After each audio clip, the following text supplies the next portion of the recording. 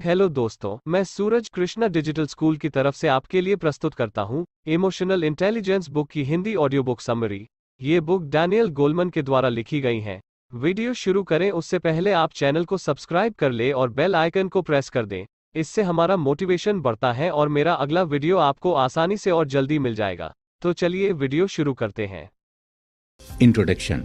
क्या आपको पता है कि आप जिंदगी में सफल होंगे या नहीं, ये आपके इमोशनल इंटेलिजेंस पर 80% डिपेंड करता है और 20% आपके आईक्यू पर डिपेंड करता है। अगर आपकी जिंदगी से सारे इमोशंस को हटा दिया जाए तो आपकी लाइफ कैसी हो जाएगी? जरा सोचिए। अगर आपकी जिंदगी से खुशी, गुस्सा, प्यार, दुख, तकलीफ ये सब गायब कर दिया जाए तो क्या आपकी जिंदगी में कुछ बचेगा? बिल्कुल नहीं, क्योंकि हमारे इमोशंस ही होते हैं जो हमें किसी काम को करने के लिए मोटिवेट करते हैं और आगे बढ़ने का हौसला देते हैं। दोस्तों, आज हम बात करेंगे डैनियल गोलमैन की लिखी गई किताब इमोशनल इंटेलिजेंस की इस बुक समरी के बारे में, जिसमें हमें बताया गया है कि इमोशंस हमारी जिंदगी में क्या रोल प्ले करते हैं और कैसे ये हमें सफल होने में मदद करते हैं। जिंदगी आसान नहीं होती, उतार चढ़ाव आते ही रहते हैं और इन उतार चढ़ाव में कभी कभी हम अपने इमोशंस पर से कंट्रोल खो बैठते हैं और कभी कभी गलत एक्शंस ले लेते हैं। ऑथर हमें ऐसी ही सिचुएशंस में सही तरीके से रिएक्ट करने के बारे में समझाएंगे। इस किताब में हम जानेंगे कि आखिर हम अपने इमोशंस को कंट्रोल करके उन्हें अपनी सक्सेस के लिए कैसे इस्तेमाल कर सकते हैं। दुनिया में कई तरह के लोग होते हैं, सबके इमोशनल बिहेवियर्स अलग अलग होते हैं। कुछ लोगों को छोटी छोटी बातों पर गुस्सा आ जाता है जिससे वो सही डिसीजंस नहीं ले पाते हैं, और कुछ लोग अच्छे तरीके से जानते हैं कि उन्हें अपने इमोशंस को अपनी सफलता के लिए कैसे इस्तेमाल करना है। अगर आपको भी अपने इमोशंस को सही तरीके से यूज करना आ जाए तो आपको सफलता तक पहुंचने में कोई नहीं रोक सकता। इमोशंस बहुत पावरफुल टूल होते हैं, लेकिन कई सारे लोगों को इन टूल्स का इस्तेमाल करना नहीं आता है, और वहीं दूसरी तरफ जो लोग इसका इस्तेमाल करना जानते हैं वो दूसरे लोगों को मैनिपुलेट करने से रोकते नहीं हैं। ऐसे लोग बेहद चालाक होते हैं। दूसरों के इमोशंस का इस्तेमाल करके खुद का काम कैसे निकलवाना है उन्हें अच्छे से पता है। ऐसे लोगों से बचकर रहना चाहिए, क्योंकि ऐसे लोग बहुत खतरनाक होते हैं। आगे बढ़ते बढ़ते आपको पता चलेगा कि हमारा इमोशनल माइंड कैसे डेवलप हुआ और थिंकिंग ब्रेन और इमोशनल ब्रेन में से कौन सा ब्रेन पहले डेवलप हुआ और क्यों। क्या आपको पता है कि कोई भी इंसान गलत काम क्यों करता है, या यूं कहें कि कोई भी क्रिमिनल क्यों बनता है? सीधी सी बात है कि कोई भी क्रिमिनल पैदा नहीं होता है, बल्कि उसके साथ कुछ ऐसी घटनाएं होती हैं जो उसे ऐसा बना देती हैं। लेकिन ऐसा क्यों होता है? क्या किसी क्राइम को करते समय उनके दिमाग में ये नहीं आता कि वो गलत काम कर रहे हैं और उसका अंजाम गलत होगा, बाद में उनको ही सजा भुगतनी पड़ेगी? इसमें इमोशंस का रोल भी होता है। जिनकी इमोशनल इंटेलिजेंस में कमी रह जाती है उनको जीवन में कई सारी मुश्किलों का सामना करना पड़ता है। ऑथर लिखते हैं कि हमारे इमोशंस हमें टफ सिचुएशंस का सामना करने में मदद करते हैं और हमें आगे आने वाली मुश्किलों से डील करने के लिए तैयार करते हैं। जैसे जैसे ह्यूमंस का इवोल्यूशन होता आया है, इमोशंस का रोल बढ़ता ही गया है। क्या आप जानते हैं कि किसी भी रिलेशनशिप को सही रखने में इमोशनल इंटेलिजेंस का कितना बड़ा रोल होता है? आगे के एपिसोड्स में हम जानेंगे कि कैसे हम अपने रिलेशनशिप्स को टूटने से बचा सकते हैं और उन्हें और भी ज्यादा मजबूत कर सकते हैं। जब भी आप कोई डिसीजन लेते हैं तो आप किन किन बातों का ध्यान रखते हैं? आपके दिमाग में क्या चल रहा होता है? क्या आप उसके रिजल्ट्स के बारे में पहले से ही सोचने में लग जाते हैं या उसकी चिंता करने लग जाते हैं? आपको पता है कि हमारी फीलिंग्स का हमारे डिसीजंस पर कितना बड़ा असर पड़ता है, और जब भी हम कुछ डिसाइड करते हैं तो हम उससे जुड़े हुए लोगों की और अपनी फीलिंग्स को ध्यान में रखते हैं। हमारे दो ब्रेन्स की जो हमारे इमोशंस को कंट्रोल करते हैं, और उनकी वजह से ही हमारे इमोशंस पैदा होते हैं। ऑथर हमें ये भी बताते हैं कि समय के साथ साथ कैसे ह्यूमन ब्रेन डेवलप हुआ और कैसे फीलिंग्स और इमोशंस हमारी लाइफ का एक जरूरी हिस्सा बनता चला गया। ह्यूमंस की बात हो, वहाँ इमोशंस ना हो ऐसा नामुमकिन है। हमें लोगों के साथ इमोशंस का खास ध्यान रखकर कोई भी काम करना पड़ता है, और अगर हम ऐसा ना करें तो हमारे जीवन की मुश्किलें बढ़ सकती हैं। क्या आप भी जानना चाहते हैं कि हम कैसे खुद को एक इमोशनली स्टेबल इंसान बनाएं और सिचुएशन जैसी भी हो अपने इमोशंस का सही तरीके से इस्तेमाल करें? कैसे हम अपने रिलेशनशिप्स को और भी ज्यादा बेटर बनाएं जिससे कि उनमें अंडरस्टैंडिंग बढ़ सके? इमोशंस हम सभी ने कभी ना कभी ऐसा सुना या देखा होगा कि किसी इंसान के सामने अचानक कोई मुसीबत आ जाती है और वो उस मुसीबत से बचने या किसी को बचाने के लिए कोई ऐसा काम कर जाता है जो एक नॉर्मल सिचुएशन में हम किसी से एक्सपेक्ट भी नहीं कर सकते। इसे हम हीरोइक एक्ट कह सकते हैं। लेकिन ऐसा कैसे हो सकता है? इमरजेंसी सिचुएशन हमसे वो काम करा सकती है जो हम किसी और सिचुएशन में करने के बारे में सोच भी नहीं सकते। तो आज इमोशनल इंटेलिजेंस बुक की इस समरी में हम जानेंगे कि कैसे हमारे अंदर के इमोशंस हमसे ऐसे काम भी करवा सकते हैं जो हम एक्सपेक्ट भी नहीं कर सकते। अपनी इस किताब में डैनियल गोलमैन हमें इमोशंस के बारे में कई सारी बातें बताते हैं और इमोशंस कैसे काम करते हैं ये भी बताते हैं। ह्यूमंस का नेचर है कि वो इमोशंस की पावर को इग्नोर करते हैं, क्योंकि ह्यूमंस जो कि एक थिंकिंग स्पीशीज है, ये इंटेलिजेंस से ज्यादा इंपॉर्टेंस देती है। ऐसा इसलिए होता है क्योंकि अभी तक कई लोग इमोशंस की ताकत को समझ ही नहीं पाए हैं। हमारे इमोशंस ही तो हैं जो हमें जिंदा रखते हैं और आगे बढ़ने के लिए मोटिवेट करते हैं। फीलिंग्स ही हमें एक दूसरे से कनेक्ट करने में हेल्प करती हैं।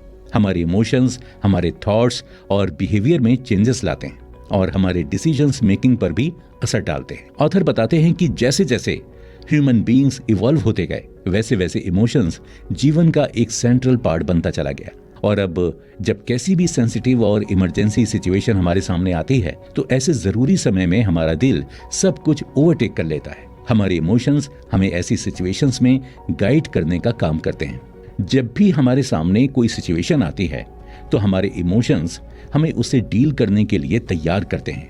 जैसे जब हम गुस्से में या खतरे में होते हैं, तो हमारा ब्लड फ्लो हमारे हाथों में ज्यादा होने लगता है, जिससे कि हमें किसी भी हथियार को पकड़ने में आसानी हो। धड़कनें बढ़ने लगती हैं और बॉडी में एड्रेनालाइन जैसे हार्मोन्स निकलने लगते हैं, जो ऐसी सिचुएशन में ताकत और हिम्मत के साथ एक्शंस लेने में मदद करते हैं। जब हम डरे हुए होते हैं, तो हमारे पैरों में ब्लड फ्लो बढ़ जाता है, जिससे कि हम खतरे से दूर भाग सकें और खुद को बचा सकें। जब हम बेहद खुश होते हैं, तब हमारी बॉडी में कुछ ऐसे केमिकल्स निकलते हैं जो हमारे स्ट्रेस को कम करके हमें और अच्छा महसूस करवाते हैं और कॉन्फिडेंस बिल्डअप करते हैं। ये सारे इमोशंस समय के साथ साथ हमारे सर्वाइवल में भी हेल्पफुल साबित हुए और ये आज भी उतने ही जरूरी हैं जितने कि बहुत पहले थे। अपने इमोशंस को कभी भी दबाना नहीं चाहिए, बल्कि इन्हें ऑब्जर्व करके और एक्सेप्ट करके सही रेस्पॉन्स देना चाहिए। कुछ लोगों को ऐसा लगता है कि इमोशंस को दबाना और जो फील हो रहा है उसे ना बताना ही इमोशंस को कंट्रोल करना होता है, लेकिन ये तो उल्टा आपको नुकसान पहुंचा सकता है। कभी भी अपने इमोशंस को दबाएं नहीं। न सिर्फ कैसा रिस्पॉन्स और कितना रिस्पॉन्स देना है, इस पर ध्यान दें। इमोशनल और रैशनल माइंड्स। गोलमैन लिखते हैं कि हमारे दो तरह के माइंड्स होते हैं, एक इमोशनल माइंड जो फील करता है और दूसरा रैशनल माइंड जो सोचता है। रैशनल माइंड हमें लॉजिक्स देता है, किसी भी सिचुएशन के हर फेज को सोचने के लिए इंस्पायर करता है और अवेयर रखता है। हमारा इमोशनल माइंड हमें इंपल्सिव डिसीजंस लेने की कैपेसिटी देता है। ये इलॉजिकल भी हो सकता है, लेकिन ज्यादातर अचानक से आई सिचुएशन में हमारा इमोशनल माइंड ही सारे डिसीजंस लेता है। जब जब स्ट्रॉन्ग इमोशंस की बात की जाती है, तब तब हमारा इमोशनल माइंड रैशनल माइंड पर हावी होने लगता है और अपने हिसाब से सारे फैसले लेने लगता है। इमोशनल माइंड काफी ताकतवर होता है। ये हमसे वो काम भी करवा सकता है जो हम नॉर्मली सोच भी नहीं सकते। आपने दिल और दिमाग की लड़ाई के बारे में तो सुना ही होगा, तो ये भी कुछ ऐसा ही है। दिमाग लॉजिक पर काम करता है और हर चीज के पीछे लॉजिक ढूंढने की कोशिश करता है, और दिल को यानी कि हमारे इमोशंस को किसी भी लॉजिक की जरूरत नहीं पड़ती। वो मैजिक पर काम करता है और इम्पॉसिबल को भी कभी कभी पॉसिबल बना देता है। लेकिन एक बैलेंस्ड लाइफ जीने के लिए हमारे लिए दोनों ही माइंड्स का सही तरीके से काम करना जरूरी है और एक बैलेंस बना रहना चाहिए।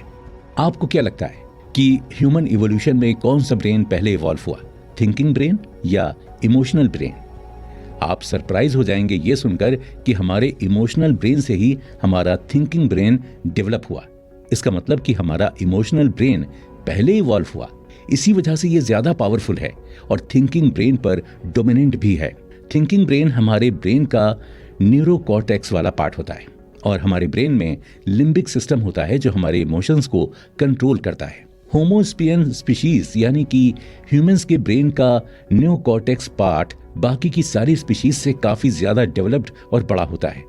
ऑथर लिखते हैं कि न्यूरोकॉर्टेक्स हमारा सीट ऑफ थॉट होता है जो हमें सोचने के लिए मोटिवेट करता है, और किसी भी सिग्नल को प्रोसेस करके एक रिस्पॉन्स जनरेट करता है। लिम्बिक सिस्टम कई सारे स्ट्रक्चर से मिलकर बना होता है और जो हमें अच्छा फील करवाता है। जो मदर चाइल्ड बॉन्ड होता है वो न्यू कॉर्टेक्स और लिम्बिक सिस्टम के कनेक्शंस की वजह से ही होता है। जिन स्पीशीज में ये स्ट्रक्चर्स मिसिंग होते हैं उनमें कोई मदर चाइल्ड बॉन्ड नहीं होता है, जैसे कि रेप्टाइल्स में। हमारे सर्वाइवल के लिए इमोशंस कितने जरूरी हैं ये आप जान ही चुके हैं। अगले एपिसोड में हम जानेंगे कि इस इमोशनल ब्रेन का डेवलपमेंट कैसे हुआ और जानेंगे कि हमारी इमोशनल मेमोरी कहाँ स्टोर होती है और कैसे काम करती है। Anatomy of the emotional brain and harmony between thoughts and feelings.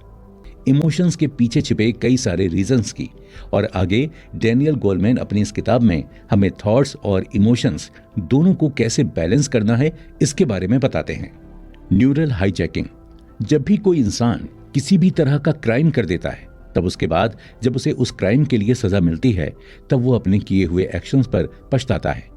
ऐसे इमोशनल एक्सप्लोजन्स को ऑथर न्यूरल हाईजैकिंग कहते हैं। जब कोई ऐसी सिचुएशन पैदा होती है जिसमें कोई अपराध या गलत काम किया जा रहा हो तब उस इंसान को इसका पता नहीं चलता कि आखिर वो कर क्या रहा है, और यही एक न्यूरल हाईजैकिंग की पहचान है। इसका जन्म हमारे ब्रेन के एक स्ट्रक्चर अमिगडाला पार्ट में होता है, लेकिन सारे के सारे लिम्बिक हाईजैकिंग्स दिक्कत देने वाले या गलत नहीं होते हैं। अमिगडाला हमारे ब्रेन में एक बादाम के शेप का स्ट्रक्चर होता है और ये पैर में प्रेजेंट रहते हैं। ह्यूमंस का अमिगडाला बाकी प्राइमेट्स के कंपैरिजन में काफी बड़ा रहता है। अमिगडाला हमारे सारे इमोशंस मैटर्स को हैंडल करता है। अगर किसी का अमिगडाला मिसिंग है तो उसे किसी भी सिचुएशन में कोई भी इमोशंस फील नहीं होंगे। इस कंडीशन को अफेक्टिव ब्लाइंडनेस कहा जाता है। डैनियल गोलमैन बताते हैं कि एक बार सर्जरी से एक इंसान का अमिगडाला निकाल दिया गया था और उसके बाद उसके इमोशंस मानो जैसे मर ही गए हों। उसका लोगों में इंटरेस्ट भी खत्म हो चुका था और उसे दूसरों की फीलिंग्स की भी कोई परवाह नहीं रही थी। उसे बातचीत करने में कोई दिक्कत नहीं आ रही थी, लेकिन उसने अपने घर वालों और अपने दोस्तों को पहचानने से भी मना कर दिया था। अमिगडाला के बिना उसे कुछ भी फील नहीं हो पा रहा था। ऑथर बताते हैं कि अमिगडाला एक तरह से इमोशनल मेमोरी का स्टोर हाउस होता है, जिसके बिना हम जिंदा तो रह सकते हैं लेकिन हमारे अंदर कोई फीलिंग्स या इमोशंस बचे हों ये सोचना ही गलत होगा। जब भी हमारे साथ कोई नई घटना घटती है तब हमें समझ नहीं आता कि आगे क्या करना चाहिए और हम किसी भी तरह से मैनेज कर लेते हैं। लेकिन मान लीजिए कि आगे फ्यूचर में भी ऐसी ही कोई घटना आपके साथ घटे तो क्या आप वही मिस्टेक्स रिपीट करेंगे जो आपने पिछली बार कुछ भी ना जानते हुए की थी? बिल्कुल नहीं, क्योंकि हमारे ब्रेन के लिम्बिक सिस्टम का एक पार्ट हिप्पोकैम्पस हमें ऐसा करने से रोकता है। पर कैसे? हिप्पोकैम्पस हमारे किसी भी इंसिडेंट के कॉन्टेक्स्ट को याद रखता है और एक डिफरेंस पैदा करता है। ये दो सिचुएशंस के अलग अलग पॉइंट्स को समझने में हेल्प करता है।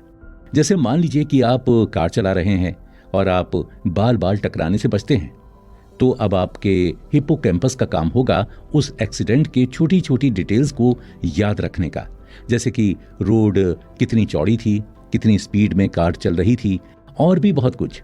और अमिगडाला हमारे अंदर एंजाइटी के इमोशंस पैदा करता है, जिससे कि हमें यह महसूस हो कि यह हमारे लिए डेंजरस है। Harmony between thoughts and feelings.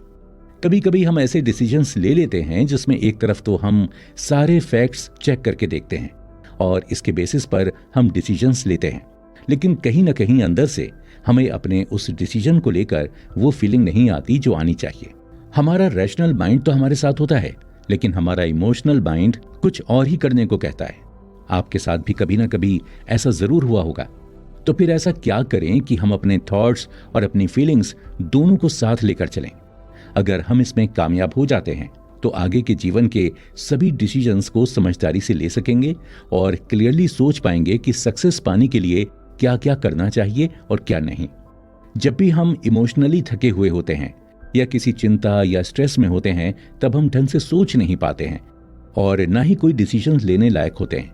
Author बताते हैं कि एक स्टडी की गई थी जिसमें पता चला कि जिन पेशेंट्स का प्रीफ्रंटल अमिगडाला सर्किट डैमेज हुआ है उनमें डिसीजंस मेकिंग पावर खत्म हो चुकी होती है।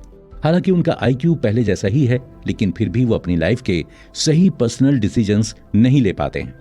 प्रीफ्रंटल अमिगडाला सर्किट थॉट्स और इमोशंस का कनेक्शन होता है और अगर यही डैमेज हो जाए तो आप नॉर्मल से डे टू डे के डिसीजंस भी ठीक से नहीं ले पाएंगे।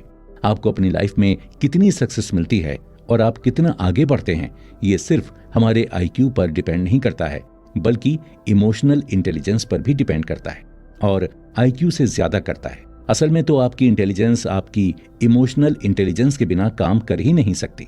इमोशंस और थॉट्स की दोस्ती कभी नहीं हो सकती, ये पुरानी सोच है।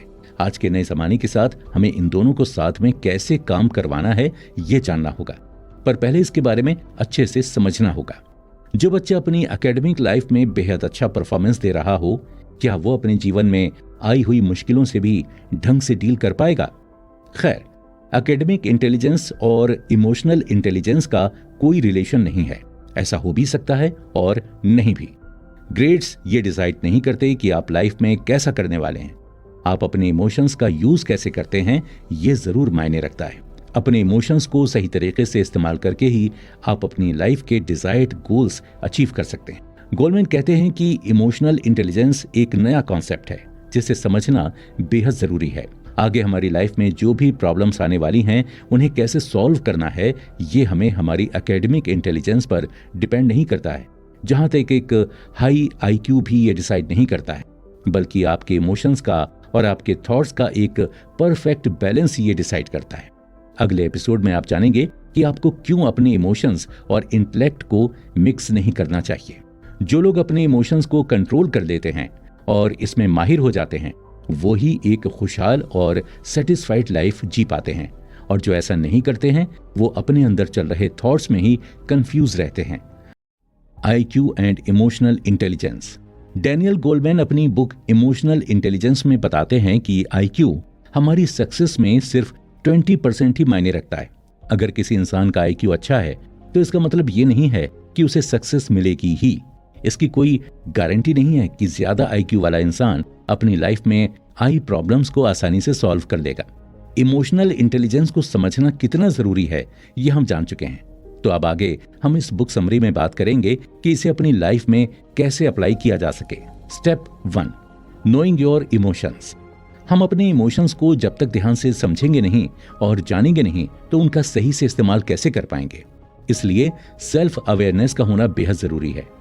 जिन लोगों को अपने इमोशंस के बारे में पता नहीं होता है, वो अपने डिसीजंस ठीक से नहीं ले पाते हैं और फिर फ्यूचर में अपने डिसीजंस के ऊपर पछताते रहते हैं। जो लोग अपने इमोशंस को और फीलिंग्स को समय समय पर ऑब्जर्व करते रहते हैं, वो अपनी लाइफ के इंपॉर्टेंट डिसीजंस को सही तरीके से लेने की ताकत रखते हैं और जीवन में खुश रहते हैं। अपने इमोशंस को जानने के लिए आप खुद के साथ कुछ समय अकेले में बिताना शुरू करें। Step 2, managing emotions. अगर जीवन है तो मुश्किलें आना तो तय है, लेकिन उन मुश्किलों से लड़ना ही असली हिम्मत है, और इसके लिए आपको अपने इमोशंस को मैनेज करना आना चाहिए। जब भी कोई ऐसी सिचुएशन आपके सामने आती है, तो किसी भी तरह का रिएक्शन देने से पहले सोचें और विचारें, फिर उसके बाद कोई रिस्पॉन्स करें। Step 3, motivating yourself. आपने ये तो सुना ही होगा कि बाहर का मोटिवेशन एक टेम्परेरी सॉल्यूशन होता है, और अगर आप सच में मोटिवेट होना चाहते हैं तो अपने अंदर से मोटिवेशन को खोजें। ये है परमानेंट सॉल्यूशन, क्योंकि आपके अंदर का मोटिवेशन कभी खत्म नहीं होगा। इसकी वजह से आप अपने काम में हाईली इफेक्टिव और प्रोडक्टिव बन पाएंगे। जैसे हम समय समय पर खाना खाते हैं, उसी तरह हमारे लिए मोटिवेशन भी जरूरी है।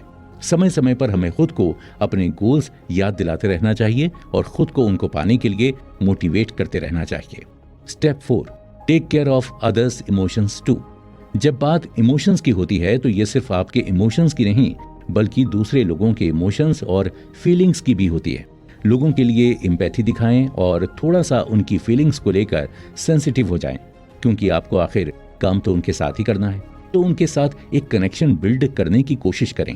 Step 5, handling relationships. ऑथर कहते हैं कि अपनी रिलेशनशिप्स को हैंडल करना आसान नहीं है, लेकिन दूसरे लोगों में इमोशंस को मैनेज करना इसका एक मेजर पार्ट है। खुद के इमोशंस तो हैंडल करना जरूरी है ही, लेकिन अगर आप दूसरों के इमोशंस को मैनेज कर सकते हैं तो आपके रिलेशंस भी सही रहेंगे।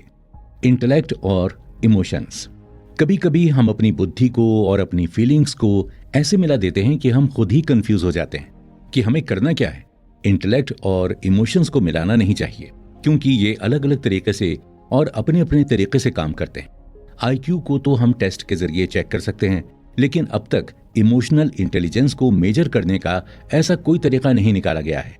हाँ, लेकिन इमोशंस के बारे में रिसर्चेस तो खूब हुई हैं और किसी के इमोशंस को देखने के लिए उसके एक्सप्रेशंस को स्टडी किया जाता है और किस सिचुएशन में एक इंसान किस तरह के फेशियल एक्सप्रेशंस देता है, इसे कहते हैं एम्पैथी, यानी कि किसी की फीलिंग्स और इमोशंस को समझना। ऑथर बताते हैं कि एक इमोशनली इंटेलिजेंट इंसान अपनी फीलिंग्स को एक्सप्रेस करता है और वो खुद के बारे में पॉजिटिव सोचता है, जिसकी वजह से हमें खुद में कॉन्फिडेंस आता है और वो अपने स्ट्रेस से बड़ी ही आसानी से डील कर लेते हैं। उनकी डिसीजन मेकिंग पावर तो सुधरती ही है और साथ ही साथ वो अपनी लाइफ में बाकी लोगों के मुकाबले ज्यादा खुश और सेटिस्फाइड भी रहते हैं। आजकल लोगों के असफल होने के पीछे का सबसे बड़ा रीजन है कि उनका खुद पर कॉन्फिडेंस नहीं होता। वो खुद पर डाउट ही करते रहते हैं। सामने वाला उनसे आकर जो भी बोल देता है और वो उसे ही सच मान लेते हैं, जबकि ऐसा बिल्कुल भी नहीं है। इस डाउट का कारण कहीं ना कहीं इमोशनल इंटेलिजेंस की कमी भी है। जब हम खुद को और अपनी फीलिंग्स को सही तरीके से नहीं समझ पाते हैं, तब दूसरे हमारे बारे में कैसा सोचते हैं, चाहे फिर वो सही हो या गलत हो, उसे ही सच मान लेते हैं। जो लोग अपना आत्मविश्वास खो देते हैं, उनके लिए सक्सेस पाना और भी ज्यादा मुश्किल हो जाता है।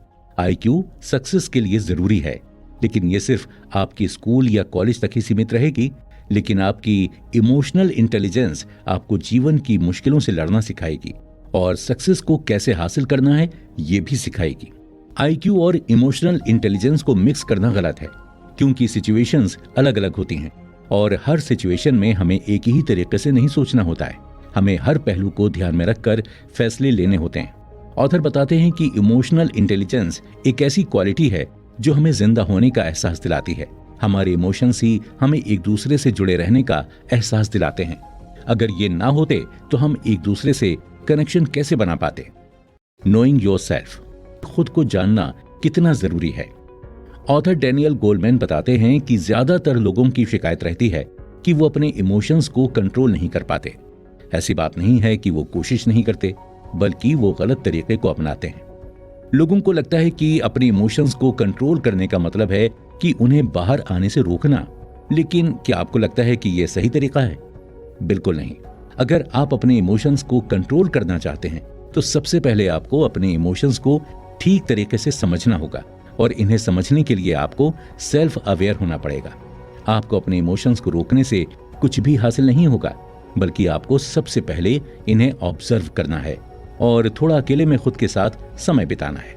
इमोशंस को हैंडल करने के मामले में लोग 3 तरह के होते हैं। 1, सेल्फ अवेयर। ये लोग जानते हैं कि इन्हें क्या फील हो रहा है।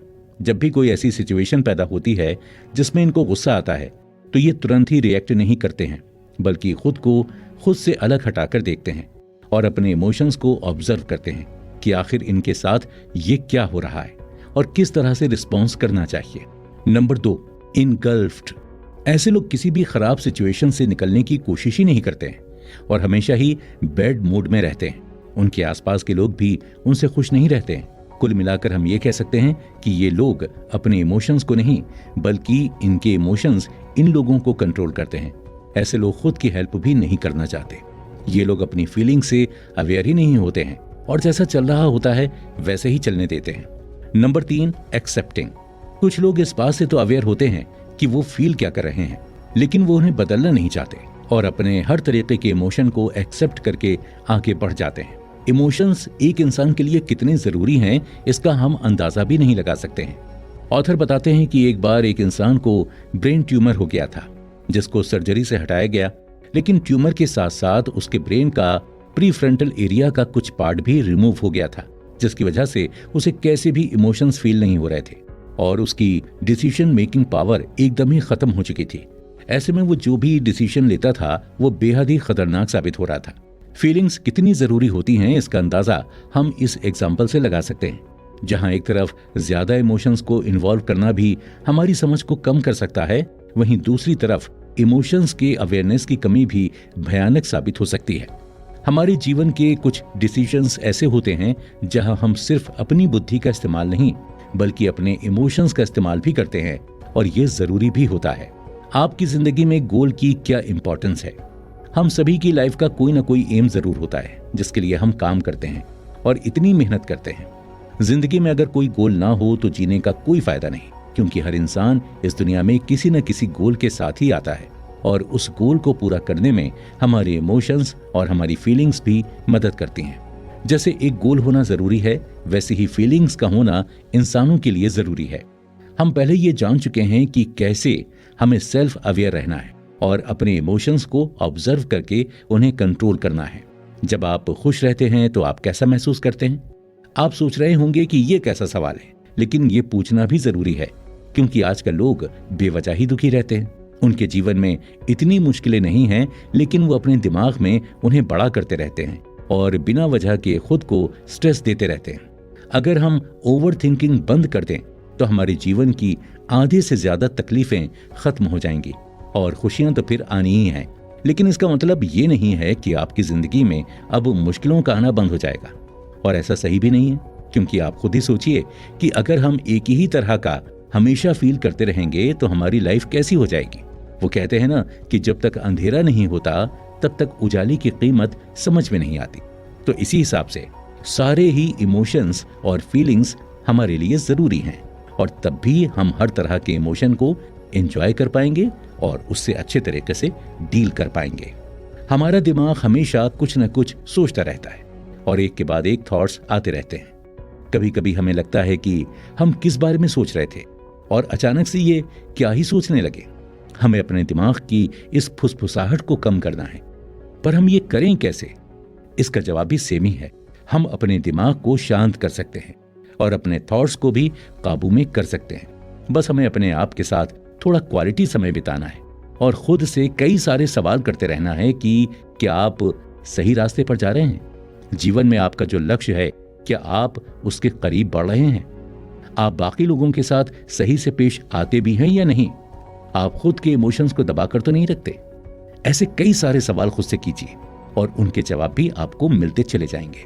अपने इमोशंस को मैनेज करना एक दो दिन की बात नहीं है, बल्कि हमें इसकी प्रैक्टिस करके अपने जीवन में ढालना सीखना पड़ेगा। तभी हम इमोशनली इंटेलिजेंट बन पाएंगे। इस एपिसोड में सबसे जरूरी बात जो हमने सीखी वो है खुद के साथ समय बिताना। आप भी अपने डेली शेड्यूल में ऐसा एक समय निर्धारित कर सकते हैं जब आप कोई दूसरा काम ना कर रहे हो, सिर्फ शांति से बैठकर अपने थॉट्स को ऑब्जर्व कर रहे हो। एंकर और फ्री, क्या आप गुस्से में सही तरीके से काम कर सकते हैं? हम गुस्से को कैसे काबू में कर सकते हैं? क्या क्या करना चाहिए और क्या नहीं, इन सब के बारे में हम बात करेंगे। क्या आप भी ऐसे लोगों में आते हैं जो गुस्से में खुद पर काबू नहीं कर पाते और अपना आपा खो बैठते हैं? आप चाहते हैं कि गुस्सा ना करें और इसे कंट्रोल करें, लेकिन जब आप इसे कंट्रोल नहीं कर पाते तब आपका गुस्सा और ज्यादा बढ़ जाता है। ये प्रॉब्लम कई सारे लोगों के साथ है और इसका सॉल्यूशन बड़े ही कम लोग निकाल पाते हैं। ऑथर डैनियल गोलमैन बताते हैं कि जब भी किसी इंसान को गुस्सा आता है तो धीरे धीरे उसकी बॉडी में कुछ केमिकल रिएक्शंस होने शुरू हो जाते हैं और फिर उसका गुस्सा भी धीरे धीरे बढ़ता जाता है। इसे ऐसे भी कह सकते हैं कि गुस्सा गुस्से को जन्म देता है। इस तरह की कंडीशन में इंसान का खुद पर कोई कंट्रोल नहीं रहता है। वो क्या कह रहा है, क्या कर रहा है, उसे खुद ही समझ में नहीं आता और न ही वो किसी और इंसान की सुनने को तैयार होता है। ये कंडीशन हमारे लिए और हमसे जुड़े हुए लोगों के लिए खतरनाक साबित हो सकती है। इसे सुधारने के लिए हमें जब गुस्सा आए तब शुरू में ही खुद को समझाना है कि किस तरह से बिहेव किया जाए। जब भी गुस्सा आने वाली सिचुएशन पैदा हो तभी आप अलर्ट हो जाएं और खुद को ऑब्जर्व करना शुरू कर दें। ये जितनी जल्दी गुस्सा आने वाली स्टेज में हो जाए उतना ही ठीक है। रिलैक्सेशन, ऑथर बताते हैं कि जब वो 13 साल के थे तब गुस्से में एक बार घर से निकल गए, ये कहकर कि अब वो कभी घर नहीं लौटेंगे। गर्मी का समय था और आथर चलते गए और आसपास के वातावरण को महसूस करते गए और उनका गुस्सा धीरे धीरे शांत होता चला गया। उन्हें अच्छा महसूस होने लगा। फिर वो घर वापस लौट कर आ गए। आगे जब भी ऑथर को कभी उदास महसूस होता या गुस्सा आता तो वो यही टेक्निक अपनाते और खुद को शांत कर देते। हम भी ऐसा अपने जीवन में कर सकते हैं। जब भी गुस्सा आए तो किसी ऐसी खुली जगह चले जाएं जहां शांति हो और आप नेचर के करीब हो, क्योंकि नेचर में एक हीलिंग पावर होती है जो हमें शांत करती है और अच्छा महसूस करवाती है। आप चाहें तो एक लॉन्ग ड्राइव पर अकेले जा सकते हैं जिससे आपको खुद के लिए समय मिल सके और सिचुएशन को अलग से देखकर आप सही डिसीजंस ले सकें। अपने गुस्से को शांत करने के लिए कुछ लोग रनिंग या कोई ऐसी ही फिजिकल एक्टिविटी का यूज भी करते हैं। आप मेडिटेशन का इस्तेमाल भी करके देख सकते हैं। मेडिटेशन करने के कई सारे फायदे हैं। इससे आपको अपने जीवन में क्लैरिटी मिलेगी और इससे आपकी फोकस करने की और कंसंट्रेट करने की क्षमता भी बढ़ जाएगी। ये आपके अग्रेशन को और गुस्से को कई गुना तक कम कर सकता है। आप अंदर से शांत महसूस करेंगे। आप दिन में सुबह या शाम थोड़ा सा समय निकालकर मेडिटेशन कर सकते हैं। इससे आपको फायदा जरूर मिलेगा। चिंता करने के नुकसान। आप किसी काम को करना शुरू करते हैं और उसे खत्म भी कर लेते हैं, लेकिन उस काम को पूरा करने के बाद भी क्या आप उसके बारे में ही सोचते रहते हैं? आप उसी के बारे में चिंता करते रहते हैं और कई सारे सवाल आपके दिमाग में पैदा होते रहते हैं। ये एकदम सच बात है कि हमारा काम तो छोटा सा होता है, पर जब तक वो खत्म नहीं हो जाता हम उसके बारे में सोच सोच कर खुद को चिंता और तनाव में डाल लेते हैं, जिसके कारण हमारे काम बिगड़ने के चांसेस बढ़ जाते हैं। कभी कभी चिंता करना ठीक रहता है, लेकिन बार बार एक ही चीज को रिपीट करते रहने से आपकी मेंटल स्टेट पर गलत असर पड़ता है। कुछ लोगों की आदत होती है हर छोटी बड़ी बात के बारे में सोचते रहने की और कई सारी चीजें अपने मन के अनुसार उसमें जोड़ लेने की। वो जहां भी जाते हैं अपनी चिंता और अनश्योरिटी साथ ले जाते हैं, जिसकी वजह से उनके आसपास के लोग उन्हें ज्यादा पसंद नहीं करते और उनसे दूर भागते हैं। वो भले ही आपके सामने आपसे कुछ ना बोलें, लेकिन आपके पीठ पीछे आपको पसंद नहीं करते हैं, क्योंकि चिंताएं सभी के पास हैं और इंसान तो शांति ढूंढता है। और इसमें भी अगर कोई और उसके पास अपनी चिंताएं लेकर पहुंच जाए तो आप ही सोचिए क्या होगा। इसलिए चिंता करने से और ओवर थिंकिंग करने से आपको कुछ हासिल नहीं होता है, क्योंकि जो होना होता है वही होगा। आप बस वो करें जो आपके हाथ में हो और उसमें अपना 100% दें। उसके बाद आपका काम खत्म। चिंता करने के फायदे। अभी तक हमने ये डिस्कस किया कि ज्यादा चिंता करने से क्या क्या नुकसान झेलने पड़ सकते हैं, लेकिन क्या थोड़ी बहुत चिंता जरूरी है? जी हां, तो जवाब है हां, क्योंकि कोई चीज हमारे लिए नुकसानदायक साबित तब होती है जब हम उसे जरूरत से ज्यादा इस्तेमाल करते हैं। जब हम किसी बात की टेंशन लेते हैं तब हमारे दिमाग में कई खतरे आते हैं कि कुछ गलत ना हो जाए, जो हमें पहले से किसी भी मुश्किल के लिए प्रिपेयर्ड रहने के लिए मोटिवेट करता है। हम इसकी वजह से आगे आने वाली मुश्किलों से लड़ने के लिए पहले से ही तैयार रहते हैं और कभी कभी ये हमारे लिए बेनिफिशियल भी साबित होता है, क्योंकि ये बाद में हमारा समय बचाता है। कंक्लूजन ये है कि किसी चीज के बारे में सोचना गलत नहीं है, उसके अच्छे बुरे हर एस्पेक्ट के बारे में भी सोचना गलत नहीं है। अगर कुछ गलत है तो वो है किसी थॉट को खुद पर हावी होने देना और अपने विचारों पर कंट्रोल ना होना। लिमिट में हर चीज फायदा देती है और लिमिट से बाहर सब नुकसान करता है। Mood lifters. कभी कभी हमारे साथ जब कुछ गलत हो जाता है तब तो जैसे तैसे हम उस सिचुएशन को हैंडल कर लेते हैं, लेकिन उसके निकल जाने के बाद भी हम जब घंटों और कुछ लोग तो कई दिनों तक उसके बारे में ही सोचते रहते हैं, तब हमें स्ट्रेस होने लगता है और अगर सिचुएशन ऐसी ही रही तो ये डिप्रेशन की ओर ले जाता है। आपके साथ भी ऐसा जरूर हुआ ही होगा। पर यह तो रही प्रॉब्लम की बात। अब फोकस करते हैं सॉल्यूशन की ओर। लोगों को लगता है कि जी भरकर रोने से उनका दुख कम हो जाएगा, लेकिन ऐसा नहीं है। यह सबके साथ काम नहीं करता। हम जितने समय तक रोते हैं उतने समय के लिए अपना दुख कम करने की बजाय और बढ़ा लेते हैं और इससे हम उस बारे में और भी ज्यादा सोचने लगते हैं। कैसे हम अपने आप को उस ओवर थिंकिंग वाली स्टेज पर पहुंचने से रोक सकते हैं या फिर खुद को किसी और तरफ डाइवर्ट कर सकते हैं। ऑथर कुछ तरीके बताते हैं जिनके जरिए हम खुद को ऐसी सिचुएशन से अलग रख सकते हैं। Aerobic exercise. ऑथर लिखते हैं कि किसी भी तरह की फिजिकल एक्टिविटी करने से हमारी बॉडी के अंदर कुछ केमिकल्स निकलने लगते हैं जो हमें अच्छा महसूस करवाते हैं।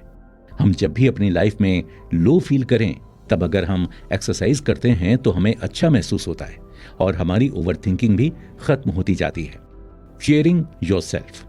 खुद का उत्साह बढ़ाना अपने स्ट्रेस को कम करने का एक अच्छा तरीका है। हम खुद को अच्छा महसूस करवाने के लिए खुद को गिफ्ट्स दे सकते हैं और कुछ नया ट्राई कर सकते हैं जिससे हमें अच्छा महसूस हो। हम पहले ये तो जान ही चुके हैं कि खुद को मोटिवेशन का डोज देना कितना जरूरी है। किसी भी काम को या लक्ष्य को पूरा करने के लिए हमें उसके प्रति लगातार मोटिवेशन की जरूरत पड़ती है और जो मोटिवेशन अंदर से आता है वो परमानेंट होता है। Eating and drinking. जब हम डिस्टर्ब्ड होते हैं तब हम खुद को अच्छा फील करवाने के लिए कुछ खा भी सकते हैं, लेकिन ध्यान रखें कि ये सिर्फ ईटिंग तक ही सीमित रहे, कहीं इमोशनल ईटिंग ना बन जाए। अगर ऐसा हुआ तो ये तकलीफ कम करने की बजाय और बढ़ा देगी। अल्कोहल जैसी चीजों से दूर रहें, वरना यह आपको बर्बाद कर देगा और ये टेम्परेरी सॉल्यूशन होता है जिसके नुकसान बाद में आपको झेलने पड़ सकते हैं। सरेंडरिंग। कभी कभी कुछ लोग अपनी सिचुएशंस को एज इट इज एक्सेप्ट कर लेते हैं और फिर अपने दुख और तकलीफ को भी एक्सेप्ट करके आगे बढ़ जाते हैं। अगर आपको भी आगे लो फील हो तो आप खुद को अच्छा महसूस करवाने के लिए इनमें से कोई भी तरीका इस्तेमाल कर सकते हैं, पर ध्यान रहे कि हर तरीका हर इंसान पर काम नहीं करता और आप भी थोड़ा एक्सप्लोर करके देखें कि आपको कौन सा तरीका बेस्ट सूट करता है। The master aptitude. जब आप किसी से नाराज होते हैं या कोई आपसे नाराज होता है, क्या तब आप अपने कामों को ढंग से कर पाते हैं या आप भी उसके बारे में ही सोचते रहते हैं? इस एपिसोड में इसके बारे में ही चर्चा करेंगे और जानेंगे कि इसका उपाय आखिर क्या हो सकता है। ऑथर डैनियल गोलमैन हमें बताते हैं कि जब हम इमोशनली अपसेट होते हैं तब हम अपने किसी भी काम पर कंसंट्रेशन नहीं कर पाते हैं और हम उसी बारे में बार बार सोचते रहते हैं। ऐसा देखा गया है कि जो स्टूडेंट्स टेंशन में होते हैं, चिंतित होते हैं या नाराज होते हैं, उनका एकेडमिक परफॉर्मेंस डाउन रहता है और उनका कॉन्फिडेंस भी कम रहता है। जब हम ऐसी कंडीशन में होते हैं तब हम सीधा नहीं सोच पाते हैं। The Marshmallow test. 4 साल के बच्चों के साथ एक एक्सपेरिमेंट किया गया था जिसमें बच्चों के सामने 2 मार्शमैलोज रखे गए थे और बच्चों से कहा गया कि अगर वो थोड़ी देर तक सब्र करेंगे तो उन्हें दोनों मार्शमैलोज खाने को मिल जाएंगे, लेकिन अगर वो चाहें तो अभी खा सकते हैं, लेकिन उन्हें सिर्फ 1 मार्शमैलो मिलेगा। कुछ बच्चों ने उसी वक्त 1 मार्शमैलो खाने का डिसीजन लिया और कुछ ने सब्र किया तो उन्हें 2 मार्शमैलो खाने को मिले। इस एक्सपेरिमेंट में बच्चों का सेल्फ कंट्रोल देखा गया कि कौन सबसे ज्यादा खुद को कंट्रोल कर सकता है। जो बच्चे वेट करना चाह रहे थे उन्होंने खुद को मार्शमैलो के लालच में बचाने के लिए अपना ध्यान भटकाने की कई सारी कोशिशें की। कोई गाना गाने लगा, किसी ने अपनी आंखें बंद कर लीं और कुछ तो सोने की कोशिश करने लगे और आखिर में उनकी कोशिश कामयाब हुई और उन्हें रिवॉर्ड में 2 मार्शमैलोज मिले। उन सारे बच्चों को आगे तक स्टडी किया गया और पाया गया कि जिन बच्चों ने पेशेंस रखा था और उसी वक्त मार्शमैलो नहीं खाए थे, उन्होंने आगे अपनी लाइफ में काफी सक्सेस हासिल की और प्रेशर वाली सिचुएशंस को वो काफी सही तरीके से हैंडल कर लेते थे। जब भी उनके सामने कोई चैलेंज आता तो वो उससे घबराने की बजाय उसमें अपॉर्चुनिटी खोजते और उससे समझदारी से डील करते। उनके अंदर सेल्फ कॉन्फिडेंस दिखता था और वो जो भी डिसीजंस लेते थे उस पर खड़े रहते थे। और जिन बच्चों ने पेशेंस नहीं रखा था उनके साथ ठीक उल्टा था। वो अपनी लाइफ की छोटी से छोटी परेशानी से डील करना तो दूर की बात, उससे घबरा जाते थे और प्रेशर वाली सिचुएशंस को भी हैंडल नहीं कर पाते थे। वो हमेशा फ्रस्ट्रेटेड रहते थे और उनका सेल्फ कॉन्फिडेंस भी हिला हुआ था। वो खुद को हमेशा ब्लेम करते रहते थे और सिचुएशन को सही करने की हिम्मत उनमें नहीं होती थी। वो बच्चे पेशेंस रखने वाले बच्चों से अपनी लाइफ में कम ही अचीव कर पाए। जिन बच्चों में पेशेंस था उनकी स्टूडेंट लाइफ भी काफी अच्छी रही और वो अपने थॉट्स को अपने शब्दों में अच्छे से रख पाते थे और बेटर प्लान्स बनाते थे और उन्हें कॉन्सेंट्रेट करने में भी आसानी होती थी।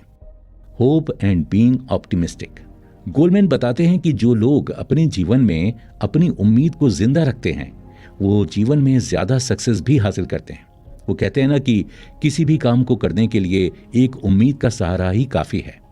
जो स्टूडेंट्स ज्यादा होपफुल होते हैं और पॉजिटिव थिंकिंग रखते हैं वो अपने एग्जाम्स में उन लोगों से अच्छा परफॉर्मेंस देते हैं जिन्हें खुद पर डाउट रहता है और हमेशा गलत सोचते रहते हैं और डरे हुए भी रहते हैं।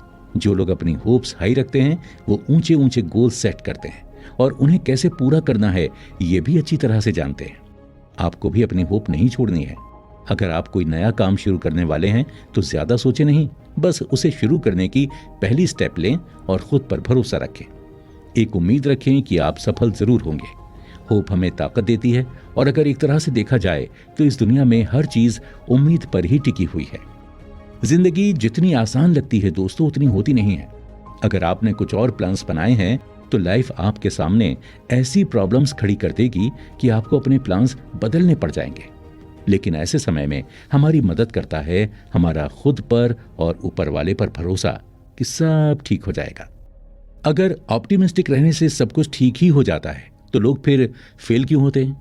ये सवाल आपके मन में भी उठ रहा होगा। तो इसी बात का जवाब देते हुए ऑथर लिखते हैं कि ऑप्टिमिस्टिक होने का ये मतलब नहीं है कि आपको फेलियर्स हाथ नहीं लगेगी। बल्कि आप अपनी फेलियर्स को कैसे देखते हैं ये जरूरी है। जो लोग ऑप्टिमिस्टिक होते हैं वो अपनी हार को एक सबक की तरह देखते हैं और उस कोशिश में जो भी गलतियां हुई उन्हें सुधारने की कोशिश करते हैं।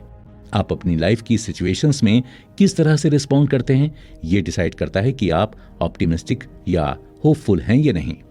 The flow state. कभी कभी जब हम अपना कोई काम करते हैं तो काम करते करते हमें यह महसूस ही नहीं होता कि कितना समय बीत चुका है और हमें अपने आसपास हो रही चीजों से फर्क पड़ना बंद हो जाता है और हम अपने काम में ही खो जाते हैं। हमें यह भी महसूस नहीं होता कि हम खुद भी एग्जिस्ट करते हैं, हम उस काम में इतना रम जाते हैं। ऑथर इस तरह की कंडीशन को फ्लो स्टेट कहते हैं। गोल्डमैन बताते हैं कि हम अपने फ्लो स्टेट में अपने पीक परफॉर्मेंस पर होते हैं और इसमें हमारे इमोशनल इंटेलिजेंस का बेस्ट यूज हो रहा होता है। जब हम फ्लो स्टेट में होते हैं तब हम सेल्फ कॉन्शियस भी नहीं रहते और एक ही धुन में खो जाते हैं। वही लोग इस स्टेट तक पहुंच पाते हैं जो अपनी स्किल में मास्टर होते हैं और जब भी फ्लो में होते हैं तब वो ये नहीं सोचते कि वो कैसा कर रहे हैं, वो बस उसे करते चले जाते हैं। आपको भी अपनी स्किल्स को शार्प करते जाना है और अपने काम में मास्टर बनना है, जिससे कि जब भी आप उस काम को करें तो आप उसमें फ्लो स्टेट को अचीव कर पाएं। Empathy and life. Author Daniel Goleman बताते हैं कि कैसे एम्पैथी की कमी होने से लोग कोल्ड और इमोशनलेस हो जाते हैं और दूसरों के दर्द और दुख को समझ नहीं पाते। ऑथर बताते हैं कि एम्पैथी सेल्फ अवेयरनेस से बिल्ड होकर बनती है और हम जितना अपनी फीलिंग्स के लिए अवेयर होंगे उतना ही हम दूसरों की फीलिंग्स को भी अच्छे से समझ पाएंगे। जिन लोगों में एम्पैथी की कमी होती है वो लोग क्राइम की तरफ चले जाते हैं क्योंकि उन्हें दूसरों की तकलीफ से कुछ भी असर नहीं पड़ता। जनरली विमेन मैन के मुकाबले ज्यादा एम्पैथेटिक होती हैं और दूसरों की सिचुएशन और तकलीफ समझने की ताकत भी उनमें ज्यादा होती है। क्या आपने कभी नॉन वर्बल इमोशंस के बारे में सुना है? आप इसे अपनी डेली लाइफ में महसूस करते होंगे और इसका इस्तेमाल भी करते होंगे। जब कोई भी शब्द बोला ना जाए और सिर्फ एक्शंस और फेशियल एक्सप्रेशंस के जरिए हमें किसी की फीलिंग्स को समझना हो तो वो होता है नॉन वर्बल इमोशन। इससे हम डेली डील करते हैं। कभी कभी अपनी फीलिंग्स और इमोशंस को एक्सप्रेस करने के लिए हमें शब्दों की जरूरत नहीं होती है। हम अपने चेहरे के हाव भाव के द्वारा भी अपने अंदर की फीलिंग्स को शेयर कर सकते हैं। डैनियल गोल्डमैन अपनी किताब में लिखते हैं कि एम्पैथी किसी भी इंसान में उसके इन्फेंट स्टेज से ही देखने को मिल जाती है। जब बच्चे किसी और बच्चे को रोता देखते हैं तो वो खुद भी रोने लगते हैं। जब वो थोड़े बड़े होने लगते हैं तब उन्हें ये रियलाइज होता है कि अपने दुख और दूसरों के दुख में क्या डिफरेंस होता है। जब कोई बच्चा अपनी उंगली में चोट लगा लेता है तो एक छोटा बच्चा उसे देखकर अपनी उंगली मुंह में डाल लेता है। उसे लगता है कि उसके भी चोट लगी हुई है।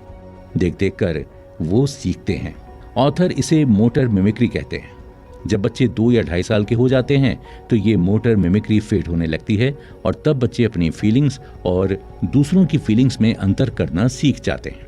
एक एक्सपेरिमेंट किया गया था जिसमें एक माँ से कहा गया था कि उन्हें अपने एक बच्चे को ज्यादा रिस्पॉन्स देना है और एक को कम रिस्पॉन्स देना है।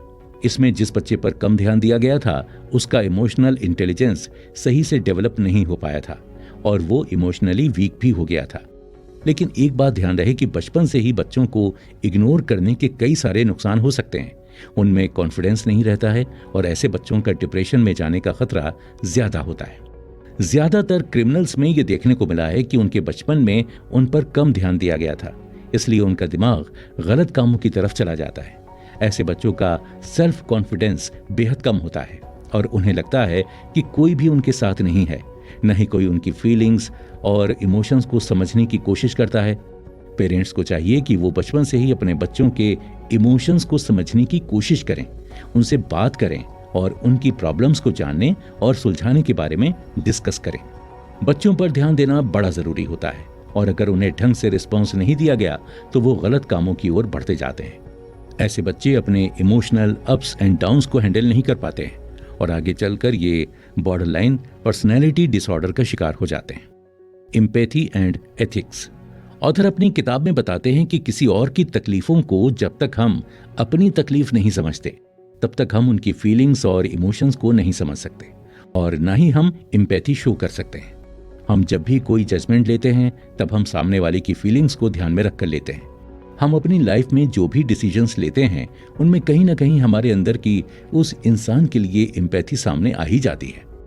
The mind of the molester. कुछ देर पहले हमने ये जाना कि बचपन में जिन बच्चों के साथ उनके पेरेंट्स क्वालिटी टाइम कम स्पेंड करते हैं या उनको कम रिस्पॉन्ड करते हैं, उन बच्चों में एम्पैथी देखने को नहीं मिलती है। वो दूसरों के दुख और तकलीफ को महसूस तो दूर की बात, समझ भी नहीं पाते हैं। ऐसे बच्चे आगे जाकर क्राइम करने लग जाते हैं। लेकिन जब वो गलत काम करते हैं तो क्या उनके दिमाग में ये नहीं आता कि ऐसा गलत है और इससे सामने वाले को नुकसान होगा और उन्हें खुद भी बाद में इसकी सजा मिलेगी? चलो दूसरों की तकलीफ तो छोड़ो, लेकिन क्या वो खुद के बारे में नहीं सोचते कि बाद में उनको तकलीफ होगी? आखिर उनके दिमाग में ऐसा क्या चलता रहता है कि उनका डर एकदम ही खत्म हो जाता है और ऐसे बनकर वो क्राइम करते चले जाते हैं। जितने भी क्रिमिनल्स होते हैं, चाहे छोटे हों या बड़े हों, उन सभी में एक साइकोलॉजिकल फॉल्ट सेम है, जो है कि उन्हें एम्पैथी फील ही नहीं होती। विक्टिम्स की प्रॉब्लम्स को वो महसूस ही नहीं कर पाते हैं, तो उन्हें लगता है कि वो एकदम सही काम कर रहे हैं। जो रैपिस्ट होते हैं उन्हें लगता है कि विक्टिम्स उनसे यही चाहते हैं, और अगर सामने वाला इसको रेजिस्ट करे तब भी उन्हें यही लगता है कि उसे ये चाहिए, इसलिए वो गलत काम करते जाते हैं। उनके दिमाग में कहीं भी ऐसा ख्याल नहीं आता कि वो किसी का नुकसान कर रहे हैं। चाइल्ड मोल्स्टर्स के केस में भी यही है। उन्हें लगता है कि वो बच्चों के साथ खेल रहे हैं और उन्हें कोई नुकसान नहीं पहुंचा रहे हैं। जो फिजिकली अब्यूसिव पेरेंट्स होते हैं वो अपने बच्चों को मारते हैं और इसका जस्टिफिकेशन ये देते हैं कि ये सब उनके बच्चों के लिए सही है और इससे ही उनमें डिसिप्लिन पैदा होगा। लेकिन हम सब ये बात जानते हैं कि ये एकदम गलत है। ये क्राइम शुरू कहाँ से होता है? जब भी कोई ऐसा इंसान जिसे एम्पैथी फील नहीं होती हो, किसी वजह से गुस्से में होता है या दुखी होता है, तब वो अपने गुस्से को शांत करने के लिए क्राइम का हाथ पकड़ता है और इस तरह से खुद को सेटिस्फाइड फील करवाता है। जब क्रिमिनल्स का मेडिकल चेकअप किया जाता है तब पाया जाता है कि उनके ब्रेन में कुछ ना कुछ बायोलॉजिकली कमियां होती हैं, जिसकी वजह से वो ऐसे बन जाते हैं। और हम पहले ये देख चुके हैं कि जिनके साथ बचपन में कुछ गलत हुआ होता है या उनको प्रॉपर ट्रीटमेंट नहीं मिलता है, वो भी आगे चलकर क्रिमिनल्स बन जाते हैं। लेकिन इसका मतलब ये नहीं है कि सभी क्राइम करने लग जाते हैं। जब किसी क्रिमिनल को शॉक ट्रीटमेंट दिया जाता है तब उसमें कोई डर नहीं दिखता है। ऐसा स्टडी किया गया है कि क्रिमिनल्स को फ्यूचर पनिशमेंट का कोई डर नहीं होता है, उन्हें फिजिकल पेन भी फील नहीं होता है। कुछ लोगों के क्राइम करने के रीजंस अलग होते हैं। वो जानबूझकर क्राइम करते हैं, उनके साथ कुछ गलत नहीं हुआ होता है और न ही उनके मेंटल स्टेट में कोई प्रॉब्लम होती है। Emotions and intimate enemies. किसी भी रिलेशनशिप को अच्छे से हैंडल करने के लिए जो कोर एलिमेंट होता है वो क्या होता है? Emotional Synchrony. ऑथर बताते हैं कि किसी भी रिलेशनशिप को हैंडल करने के लिए जो सबसे जरूरी होता है वो है इमोशंस को मैनेज करना और एम्पैथी शो करना। अगर कोई रिलेशनशिप ठीक तरीके से काम नहीं कर रही है तो कहीं ना कहीं उसमें जो भी लोग इन्वॉल्व्ड हैं, या तो वो अपनी फीलिंग्स और थॉट्स को आपके सामने एक्सप्रेस नहीं कर पाते हैं या आप अपने इमोशंस को एक्सप्रेस नहीं कर पाते हैं। अब ये आपको सोचना है कि इनमें से क्या कमी है। ऑथर बताते हैं कि जब भी हमारे सामने कोई भी इंसान अपने इमोशंस और फीलिंग्स को एक्सप्रेस करता है और अपनी बात कहते समय जो एक्सप्रेशंस देता है, हम भी धीरे धीरे वैसे ही करने लगते हैं, यानी कि हम उसे मिमिक करने लगते हैं और सामने वाले की फीलिंग्स को समझने की कोशिश भी करते हैं। जब सामने वाला आपका कोई सही पॉइंट सामने रखता है तो हम भी उसके साथ सिर हिलाने लगते हैं। ये जो सिंक्रोनी दो लोगों के बीच बनती है, ये बेहद जरूरी है, क्योंकि ये एम्पैथी का पहला स्टेप ही होता है। सामने वाले की फीलिंग्स को भी आप तभी समझ पाएंगे। ऑथर इसे इमोशनल सिंक्रोनी कहते हैं। जब भी दो लोग सिंक्रोनाइज्ड होते हैं तो इसका मतलब कि वो दोनों इमोशनली इन्वॉल्व्ड हैं और एक दूसरे की बात को समझने की कोशिश कर रहे हैं। आपको भी अपने रिलेशनशिप्स में ऐसे ही करना है और ये तभी पॉसिबल है जब आप अपने थॉट्स और फीलिंग्स को अपने पार्टनर को ढंग से एक्सप्रेस कर पाएंगे। क्या आप इंटरपर्सनल रिलेशनशिप्स के बारे में जानते हैं? ऑथर इंटरपर्सनल रिलेशनशिप्स के 4 कंपोनेंट्स के बारे में हमें बताते हैं। Number 1, organising groups. एक अच्छा लीडर बनने के लिए ये सबसे ज्यादा जरूरी होता है, क्योंकि उसे लोगों के एक नेटवर्क को गाइड करना होता है और उन्हें हैंडल भी करना होता है। किसको क्या क्या काम करना है, जो ये डिसाइड करता है, टीम लीडर बन जाता है। 2, नेगोशिएटिंग सॉल्यूशंस। जिन लोगों के पास ये काबिलियत होती है वो लोग अच्छी डील्स बनाते हैं और किसी भी प्रॉब्लम का सॉल्यूशन तुरंत ही निकाल लेते हैं। ये वो लोग होते हैं जो किसी भी डिस्प्यूट को सॉल्व करने का काम करते हैं। Number 3, personal connection. सामने वाले इंसान के इमोशंस को अच्छे से समझना ही आर्ट ऑफ रिलेशनशिप है। जिन लोगों के अंदर ये एबिलिटी होती है, ऐसे लोग अपनी रिलेशनशिप्स को हमेशा हेल्दी रखते हैं और एक अच्छे दोस्त और पार्टनर के रूप में उभर कर आते हैं। 4, सोशल एनालिसिस। अपनी गुड ऑब्जर्वेशन के बेसिस पर लोगों के इमोशंस को समझने की एबिलिटी आपको एक अच्छा काउंसलर बना सकती है। जिन लोगों में ये एबिलिटी होती है वो दूसरों की बातों से या सिर्फ फेशियल एक्सप्रेशन से ही उनकी फीलिंग्स को समझ जाते हैं। अगर आप इन एबिलिटीज को अपने अंदर लाने की प्रैक्टिस करते हैं तो आप सोशली सक्सेसफुल आसानी से बन जाएंगे और ये आपकी रिलेशनशिप्स में भी हेल्प करेगा। आजकल डाइवोर्सेस का रेट इतना बढ़ क्यों रहा है? ऑथर बताते हैं कि पिछले कुछ सालों में अमेरिका में डाइवोर्स रेट 50% तक पहुंच गए हैं। पर ऐसा क्यों होता जा रहा है? ऐसा सिर्फ इमोशनल इंटेलिजेंस की कमी के कारण नहीं हो रहा है, बल्कि इसके पीछे कई और भी इंपॉर्टेंट फैक्टर्स शामिल हैं। जैसे कि आजकल विमेन ज्यादा इंडिपेंडेंट हो रही हैं, तो उनकी डिपेंडेंसी कम होती जा रही है। और पहले डाइवोर्सेस को लेकर एक सोशल स्टिग्मा था जो अब धीरे धीरे कम होता जा रहा है। अब उनके ऊपर कोई प्रेशर नहीं है, वो अपने डिसीजंस खुद लेती हैं। लेकिन ऐसा बिल्कुल नहीं है कि इसमें इमोशनल इंटेलिजेंस की कमी कोई रोल प्ले नहीं करती। बचपन से ही पेरेंट्स अपने अपने सन और डॉटर्स की अलग अलग तरह से इमोशनल फीलिंग करते हैं। ज्यादातर मदर्स अपनी डॉटर्स के साथ अपने इमोशंस को डिटेल में और ज्यादा शेयर करती हैं, जिससे वो बातों को समझ सकती हैं और काफी हद तक एक्सप्रेसिव भी हो जाती हैं। लेकिन लड़कों के साथ ऐसा नहीं होता है, इसलिए बड़े होकर वो ज्यादा एक्सप्रेसिव नहीं बन पाते हैं और रिलेशनशिप्स टूटने का एक मेन रीजन ये भी देखा गया है। ऑन एन एवरेज देखा जाए तो विमेन मैन के मुकाबले ज्यादा एम्पैथी शो करती हैं। अगर इमोशनली देखा जाए तो एक रिलेशनशिप के टूटने के पीछे क्या क्या वजह हो सकती हैं, आइए आपको बताते हैं। Lack of communication. ऑथर बताते हैं कि अगर किसी भी रिलेशनशिप को हेल्दी रखना है तो पार्टनर्स का आपस में एक कम्युनिकेशन का होना बेहद जरूरी है। जब भी कपल्स में झगड़े होते हैं तो कई लोग आपस में बात करना ही बंद कर देते हैं और ये रिलेशनशिप में सबसे बेकार बात है, क्योंकि चुप हो जाने से कोई सोल्यूशन नहीं निकलता है। अगर आप सच में केयर करते हैं तो अपने पार्टनर के साथ कम्युनिकेट करें, अपने पॉइंट ऑफ व्यूज रखें और सामने वाले की बात को भी ध्यान से सुनें और समझें। 90% प्रॉब्लम्स एक हेल्दी कम्युनिकेशन से ही सॉल्व हो जाएंगी। एक्सप्रेस ना करना। जैसा कि हमने पहले देखा कि आदमी थोड़ा कम एक्सप्रेसिव होते हैं और ये रिलेशनशिप्स में एक ड्रॉबैक साबित हो सकता है।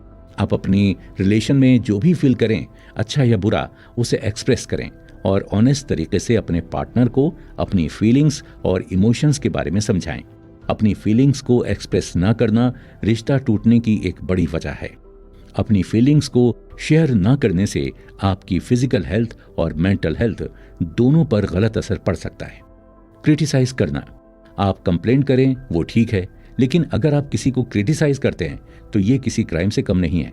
किसी पर भी आपको पर्सनल अटैक करने का कोई हक नहीं है। आपको अगर अपनी बात रखनी है तो एक सही तरीके से रखनी चाहिए और सामने वाले की फीलिंग्स की भी परवाह करनी चाहिए। अगर आपके रिलेशन में इनमें से कोई कमी है तो तुरंत ही से सुधारें और एक दूसरे की फीलिंग्स को समझने और समझाने की कोशिश करें। Managing with heart. Emotional intelligence book की समरी के इस एपिसोड में हम बात करेंगे दोस्तों कि कैसे अपनी वर्क प्लेस पर हम अपने दिमाग के साथ साथ अपने दिल यानी कि अपनी फीलिंग्स को भी इन्वॉल्व कर सकते हैं, जिससे काम करने में हमें कोई प्रेशर फील ना हो और अपने काम को और भी ज्यादा ताकत और लगन के साथ कर सकें। ऑथर डैनियल गोल्डमैन बताते हैं कि ज्यादातर लोग अपने वर्क प्लेस पर काम तो करते हैं, लेकिन उनकी फीलिंग्स उससे जुड़ती नहीं है और उनका मन ना होने पर भी उन्हें काम ही करना पड़ता है। इसका एक कारण यह भी हो सकता है कि लोगों को उनके काम के लिए कोई एप्रिसिएशन नहीं मिलता या सही फीडबैक नहीं मिलता। आप खुद ही सोचिए कि जिसमें आपका मन ना लगता हो, ऐसे काम को आप कितनी देर तक कर पाएंगे, और अगर कर भी लिया तो क्या उसके रिजल्ट्स उतने अच्छे आ भी पाएंगे या नहीं। जिस काम में हमारा मन लगता है हम उस काम में अपना 100% दे पाते हैं और उसके रिजल्ट्स भी हमें अच्छे मिलते हैं। लेकिन जिसमें हमारा मन नहीं लगता है, हम उस काम को करते वक्त सिर्फ ये सोचते हैं कि वो कब जल्दी से खत्म होगा। कभी ना कभी आपके साथ भी ऐसा जरूर हुआ होगा। वैसे ये सिर्फ मन लगने की बात नहीं है। अगर आप अपने काम में अच्छे से काम भी कर रहे हैं और आपको अपना काम पसंद भी है, लेकिन आपको उसका सही फीडबैक नहीं मिलता, तब भी आपको मन चाहे रिजल्ट्स नहीं मिल पाएंगे। अगर आपको आपके काम के लिए कोई फीडबैक ना मिले तो आपको ये पता ही नहीं चलेगा कि आप किस रास्ते पर जा रहे हैं, आप अपना काम सही कर रहे हैं या नहीं। एक सही फीडबैक मिलना हमारी सक्सेस के लिए बेहद जरूरी है। अगर हमें सही फीडबैक नहीं मिलता है तो हम खुद को बेटर नहीं बना सकते, और अगर हम खुद को बेटर नहीं बनाएंगे तो हम अपने गोल्स से दूर चले जाते जाएंगे और फिर वापस सही रास्ते पर आना और भी ज्यादा मुश्किल हो जाएगा। जैसे हमने पहले के एपिसोड्स में चर्चा की थी कि जब किसी बच्चे को बचपन में प्रॉपर अटेंशन नहीं मिलता तब बड़े होकर उसकी क्या हालत हो जाती है। ऐसा ही कुछ यहाँ भी है। जब भी हमें हमारे काम के लिए कोई रिस्पॉन्स या अटेंशन नहीं मिलता है तब इसका हमारे इमोशंस पर बुरा असर पड़ता है। एक अच्छे मैनेजर को अपने एम्प्लॉयज को सही समय पर सही फीडबैक देते रहना चाहिए। लीडर होने का मतलब ये नहीं होता कि किसी को अपने इशारों पर नचाएं। लीडरशिप में इंसान को अपनी सुपीरियरिटी नहीं दिखानी होती है, बल्कि एक अच्छा लीडर सारे लोगों को उनके गोल्स तक पहुंचने में मदद करता है और सही फीडबैक देकर उनको बेटर वर्जन बनने में मदद करता है। फीडबैक देने का मतलब ये नहीं होता है कि किसी पर पर्सनल अटैक किया जाए, बल्कि उसके काम के बारे में सही तरीके से बताना और उसे वही सजेशंस देना ही सही फीडबैक देना होता है। अगर किसी को सही फीडबैक नहीं मिलता है तो वो इंसान अंधेरे में है और उसे नहीं पता कि बाकी लोगों के साथ उसे कैसे डील करना है। कुछ मैनेजर्स अपने एम्प्लॉयज को क्रिटिसाइज करते हैं और उन्हें लगता है कि वो उनकी मदद कर रहे हैं। क्रिटिसिज्म तब तक तो सही है जब तक किसी को पर्सनली अटैक नहीं किया जाए। क्रिटिसिज्म अगर सही तरीके से और पॉइंट पर किया जाए तो ये एडवांटेज साबित होता है, लेकिन अगर किसी को निशाना बनाकर किया जाए तो ये उसके इमोशंस और फीलिंग्स पर गलत असर डाल सकता है। किसी भी इंसान को पर्सनल अटैक करने से पहले कई बार सोचना चाहिए, क्योंकि इससे सिर्फ उसकी फीलिंग्स हर्ट नहीं होती बल्कि आपका भी बड़ा नुकसान हो सकता है। आपके इस तरह के बिहेवियर से लोग आपके साथ काम करने से इनकार कर सकते हैं और इससे आपकी इमेज तो खराब होती ही है। लोग आपके पीठ पीछे आपके बारे में अच्छी बुरी बातें करेंगे और इससे आपके काम पर भी असर पड़ेगा। आर्टफुल क्रिटिक, आपको किसी के बारे में एक जेन्युइन रिस्पॉन्स करना चाहिए और उसको किसी भी तरह के अंधेरे में नहीं रखना चाहिए। किसी को उसकी गलती के बारे में बताना चाहिए और उसे कैसे सुधारना है इस पर भी डिस्कस करना चाहिए। एक हेल्दी डिस्कशन से आप जल्दी ही किसी भी प्रॉब्लम के सॉल्यूशन तक पहुंच पाएंगे और इससे सामने वाले को भी यह एहसास होगा कि आप उसकी दिल से मदद करना चाहते हैं। एक आर्टफुल क्रिटिक इस पर फोकस करता है कि सामने वाले इंसान ने क्या किया है। वो किसी भी कैरेक्टर पर कोई डाउट नहीं करता है और न ही किसी की एबिलिटीज को कम समझता है। जब भी कोई इंसान हमारे पास आकर हमारा मोटिवेशन कम करने की कोशिश करता है और कहता है कि हमसे कुछ नहीं हो सकता या हमें हमारे बारे में गलत बताता है, तो हम चाहे जितनी भी कोशिश करें उसे इग्नोर करने की, पर हमारा ध्यान उसकी बातों पर जाता ही है और ये हमें अफेक्ट भी करता है। लेकिन अगर हमारे कॉन्सेप्ट्स क्लियर हैं और हम खुद को सही फीडबैक देने के काबिल हैं तो कोई भी सामने से आकर हम पर कैसा भी वार नहीं कर सकता। आप खुद को भी फीडबैक देकर सही रास्ते पर चल सकते हैं। फीडबैक देते समय कुछ बातों का खास ध्यान रखें। बी स्पेसिफिक, आप जब भी किसी को या खुद को कोई फीडबैक दें तो स्पेसिफिक रहें कि आप किस बारे में बात कर रहे हैं। पहले से ही पॉइंट्स तैयार करके रखें कि आपको क्या बताना है और किस बात पर फोकस करना है। अगर कोई प्रॉब्लम है तो उसे ढूंढें और अच्छे से समझें, क्योंकि लोगों को प्रॉब्लम ही समझ नहीं आती है और फिर बाद में सॉल्यूशन निकालने में उन्हें दिक्कत होती है। अगर आप अपने फीडबैक को लेकर स्पेसिफिक रहेंगे तो आप अपनी गलतियों को ज्यादा अच्छे से सुधार पाएंगे और अपने काम को एक अच्छी तरह से अंजाम तक पहुंचा पाएंगे। कुछ लोग होते हैं जिन्हें यही पता नहीं होता कि प्रॉब्लम क्या है, और अगर यही पता नहीं होगा कि प्रॉब्लम क्या है तो उसके सॉल्यूशन को निकालने के लिए काम कैसे किया जाएगा। तो सबसे पहले जरूरी है कि हम प्रॉब्लम के बारे में स्पेसिफिक रहें। अगर कई सारी दिक्कतें हैं तो पहले किसी एक प्रॉब्लम को पकड़ें और फिर उसके बाद दूसरी को।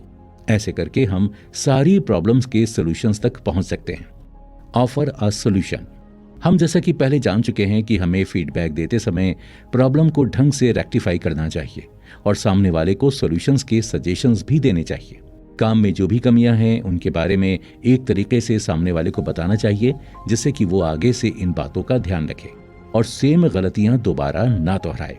किसी को भी फीडबैक देते समय सिर्फ उसकी गलतियों को पॉइंट आउट ना करें, बल्कि उसे अपने जेन्युइन ओपिनियंस भी बताएं और डिस्कस करें कि क्या किया जा सकता है और कैसे खुद को इम्प्रूव किया जा सकता है। बी सेंसिटिव, आपको अपना फीडबैक देते समय सामने वाले इंसान के इमोशंस के बारे में भी ध्यान रखना चाहिए। यानी कि आपको एम्पैथेटिक बनना चाहिए और उसकी फीलिंग्स को भी समझने की कोशिश करनी चाहिए। अगर आप किसी से इमोशनली कनेक्ट कर पाते हैं तो कम्युनिकेट करने में आसानी होती है और समझाने में भी कोई परेशानी नहीं होती है। किसी के साथ भी एक स्ट्रॉन्ग कनेक्शन बनाने के लिए एक अच्छे कम्युनिकेशन की जरूरत होती है। अगर आप अपने थॉट्स को एक्सप्रेस नहीं कर पा रहे हैं तो आप अपनी बात सामने वाले को नहीं समझा पाएंगे। जब आप अपनी बात रखें तो आपको सामने वाले की फीलिंग्स का ध्यान भी रखना चाहिए। उसे कुछ इस तरह से पेश करें कि सामने वाले की फीलिंग्स हर्ट ना हो और ना ही उस पर कोई पर्सनल अटैक हो। आप किसी भी फीडबैक देते समय अगर इन बातों का ध्यान रखेंगे तो सही से उसको समझा पाएंगे कि उसने क्या गलतियां की हैं और कहां अच्छा किया है। एक इंसान तभी ग्रो कर पाता है तब उसको सही फीडबैक मिलता है, वरना उसका काम करना वेस्ट है अगर उसे यही नहीं पता कि वो सही जा रहा है या नहीं। Mind and medicine author Daniel Goleman हमें इस बारे में ही बताते हैं कि कैसे हमारी फीलिंग्स का हमारी हेल्थ पर असर पड़ता है। क्या आपको पता है कि हमारे इमोशंस क्लिनिकली मैटर करते हैं?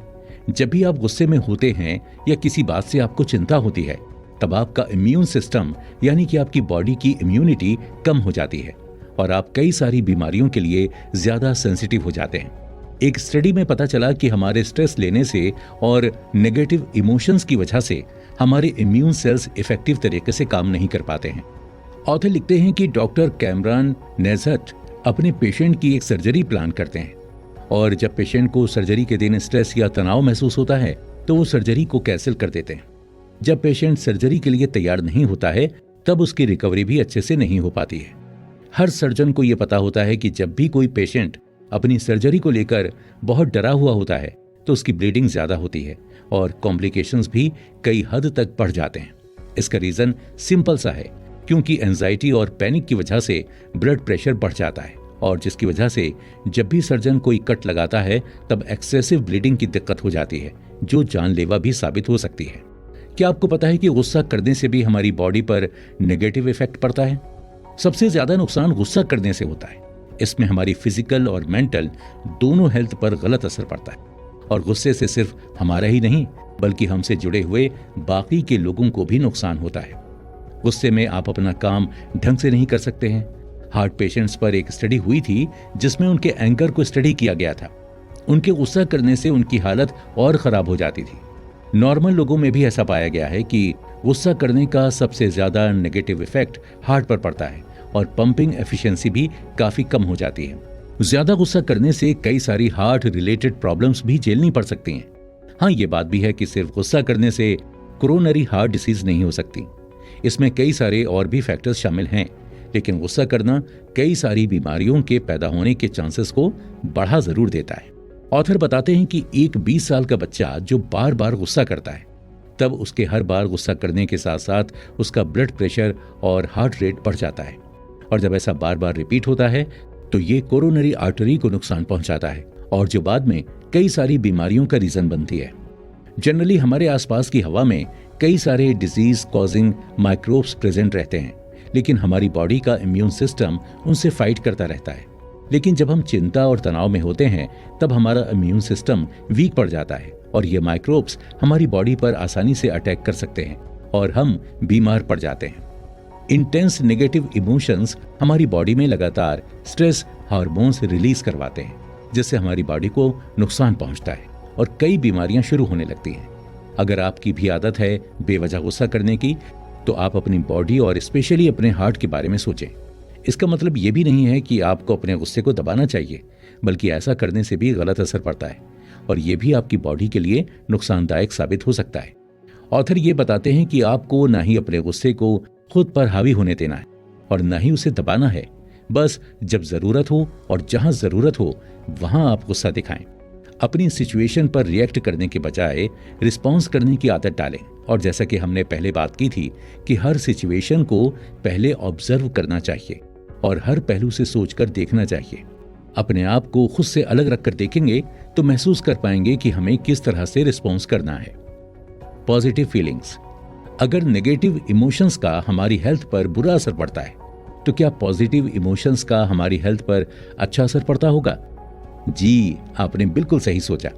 ऐसा देखा गया है कि जो पेशेंट्स अपनी सर्जरी के पहले काफी होपफुल या ऑप्टिमिस्टिक थे उनकी सर्जरी काफी स्मूथली कंप्लीट हुई और उनकी रिकवरी भी बाकी लोगों से काफी जल्दी हुई। उम्मीद करना अपने आप में एक पॉजिटिव थॉट है जो हमें हिम्मत देता है आगे बढ़ने के लिए। आप जितना ज्यादा नेगेटिव फील करते हैं, आपके डिप्रेशन में जाने के चांसेस भी उतने ही ज्यादा बढ़ जाते हैं और फिर ये आपके इम्यून सिस्टम पर भी असर डालता है, जिससे इन्फेक्शन का खतरा भी बढ़ जाता है।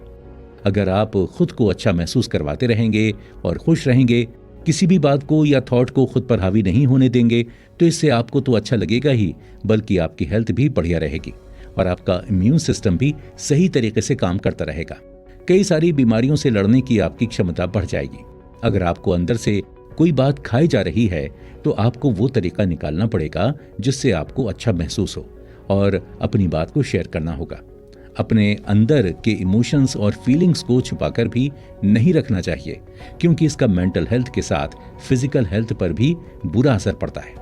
आपके इमोशंस का फ्लो होना और बाहर आना बेहद जरूरी है। आप बस अपने इमोशंस पर नजर रखें कि आप कैसा महसूस कर रहे हैं। Emotional intelligence to medical care. एक अच्छे रिजल्ट के लिए जरूरी होता है उसमें अपनी फीलिंग्स को डाल देना और किसी काम को पूरी तरह से अपना समझना। जब कोई पेशेंट डॉक्टर के पास जाता है तो डॉक्टर को चाहिए कि वो अपने पेशेंट के साथ एक कनेक्शन बिल्ड करे, जिससे कि पेशेंट को अपने डॉक्टर पर भरोसा हो और उसका ट्रीटमेंट अच्छे से हो सके और वो अच्छे से और तेजी से रिकवर हो सके। हमें क्या करने की जरूरत है? हमें खुद को और बाकी लोगों को अपनी फीलिंग्स को मैनेज करना सिखाना होगा। अपने गुस्से पर, स्ट्रेस पर, नेगेटिव इमोशंस और थॉट्स पर काबू करना सिखाना होगा। अकेलापन लोगों को और भी ज्यादा डिप्रेस करता है। अगर आपको भी कभी ऐसा महसूस हो तो आप थोड़ा खुली जगह में जा सकते हैं और अपने दोस्तों और परिवार वालों से बात कर सकते हैं। आपको अच्छा महसूस होगा। अगर आपके अंदर कोई बैड हैबिट है, जैसे कि स्मोकिंग या कुछ और भी, तो तुरंत ही आप उस पर एक्शन लें और उसे छोड़ने की कोशिश करें, वरना आप लाइफ में सक्सेस तो दूर की बात, आप खुद का स्वास्थ्य भी खो बैठेंगे। जब भी किसी पेशेंट को मेडिसिन के साथ इमोशनली भी फीड किया गया और एक पॉजिटिव माहौल में रखा गया, तो उसकी रिकवरी बहुत तेजी से हुई और वो जल्द ही स्वस्थ भी हो गया। किसी भी इंसान को भी कॉन्फिडेंट और अच्छा महसूस करवाने के लिए आप उसके साथ क्वालिटी टाइम स्पेंड करें और उसकी फीलिंग्स और इमोशंस को समझने की कोशिश करें। इससे आपका उसके साथ एक कनेक्शन बिल्ड होगा। आप इन सारी बातों का ध्यान रखें और दूसरों को भी खुद के बारे में अच्छा महसूस कराएं। उनके इमोशंस को भी समझने की कोशिश करें और उन्हें ध्यान से सुनें। Emotional relearning and emotional illiteracy. कभी कभी हमारे साथ कोई दुर्घटना घट जाती है और उसके कई दिनों बाद तक भी हमारे दिमाग में उसकी तस्वीरें चलती रहती हैं और हम हर समय उसी के बारे में सोचते रहते हैं। हमें ये डर लगा रहता है कि क्या होगा अगर ऐसी घटना फिर से घट जाए तो। आप हर पल उसी के बारे में सोचते रहते हैं। आपके मन के अंदर डर पनपता ही रहता है। ऐसा हम सबके साथ कभी न कभी जरूर हुआ होगा, जिसका डर हम अपने अंदर दबाए हुए बैठे रहते हैं और ये बाद में हमारे मेंटल स्टेट के साथ साथ हमारे फिजिकल स्टेट के लिए भी नुकसानदायक साबित होता है। Post traumatic stress disorder. Author Daniel Goleman बताते हैं कि किसी घटना के बाद अगर आपको उसी के डर कई समय तक सताते रहते हैं और आप इसी डर में जीते हैं कि आपको कोई खतरा है, तो इसे PTSD यानी कि पोस्ट ट्रॉमेटिक स्ट्रेस डिसऑर्डर कहा जाता है। जिन बच्चों में PTSD पाया जाता है वो डर की वजह से सोते भी नहीं हैं, क्योंकि उन्हें उसी घटना के सपने आते रहते हैं। ये धीरे धीरे मेमोरी बनते चले जाते हैं। इससे किसी भी इंसान को इमोशनल ट्रॉमा महसूस होता है, जिसकी वजह से उसका जीवन नॉर्मल नहीं रहता। जो लोग वायलेंस का शिकार होते हैं उन्हें लगता है कि उन्हें इसके लिए टारगेट किया गया था और जिसकी वजह से लोगों का दूसरे लोगों पर से भरोसा उठता जा रहा है। लोग किसी पर भी भरोसा नहीं कर पाते हैं। ऑथर लिखते हैं कि ऐसे लोग बायोलॉजिकली कभी भी नॉर्मल नहीं हो पाते, लेकिन कुछ उपाय हैं जो उन्हें इससे निकलने में मदद कर सकते हैं। अगर किसी बच्चे को ये PTSD है तो हम उसके डर और इमोशंस को बाहर निकलवा कर उसे हल्का महसूस करवा सकते हैं। हम पिछले कुछ एपिसोड्स में ये तो जान ही चुके हैं कि इमोशंस और अपनी फीलिंग्स को दबाने से कितना नुकसान हो सकता है।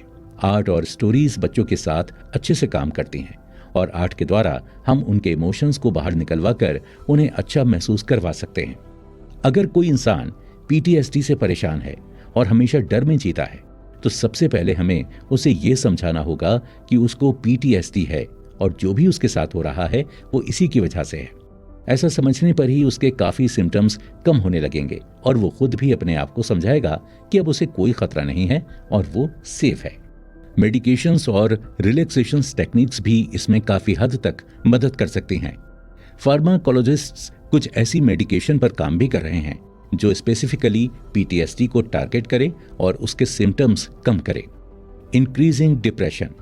आजकल आप देखेंगे कि ज्यादातर बच्चे डिप्रेशन के शिकार हो रहे हैं और पिछले कुछ सालों से ये बढ़ता ही जा रहा है। क्या आपने कभी ये सोचा है कि ऐसा क्यों हो रहा है और इसका परिणाम क्या हो सकता है? ऑथर डैनियल गोलमैन बताते हैं कि स्कूल्स में क्राइम बढ़ते जा रहे हैं। छोटे छोटे बच्चे भी बड़े बड़े अपराधों को अंजाम दे रहे हैं। ऑथर एक इंसिडेंट बताते हैं कि जिसमें एक स्कूल में एक बच्चे ने गन से 2 बच्चों को शूट कर दिया था और उनकी मौके पर ही मृत्यु हो गई थी। लेकिन एक बच्चे के दिमाग में ऐसा क्या आया कि उसने किसी को जान से ही मार डाला। बाद में उस बच्चे को जेल हुई और सजा मिली। अब सवाल ये उठता है कि उस बच्चे की मानसिक स्थिति क्या होगी जब उसने ये करने का डिसाइड किया, और इतनी हिम्मत उसके अंदर आई कैसे? क्या इसमें उसकी गलती है या स्कूल की या उसके पेरेंट्स की? गोलमैन लिखते हैं कि आजकल एजुकेशन सिस्टम ऐसा हो गया है कि स्कूल के टीचर्स को इसकी ज्यादा फिक्र होती है कि मैथ और साइंस में अच्छे मार्क्स आ रहे हैं या नहीं, ना कि इसकी कि अगले हफ्ते बच्चा जिंदा रहेगा भी या नहीं रहेगा। अच्छे स्कोर्स लाने पर सभी जोर देते हैं, लेकिन इमोशनल इंटेलिजेंस के बारे में कोई बात ही नहीं करता। स्कूल्स में एग्जाम्स में अच्छे नंबर लाना तो सिखाया जाता है, लेकिन खुद को कैसे संभालें और अपने इमोशंस को कैसे कंट्रोल करें, ये क्यों नहीं सिखाया जाता? आजकल के बच्चों का ज्यादा अग्रेसिव होने का मेन कारण है उनकी मेंटल इलनेस, जिस पर कोई ध्यान नहीं देता है।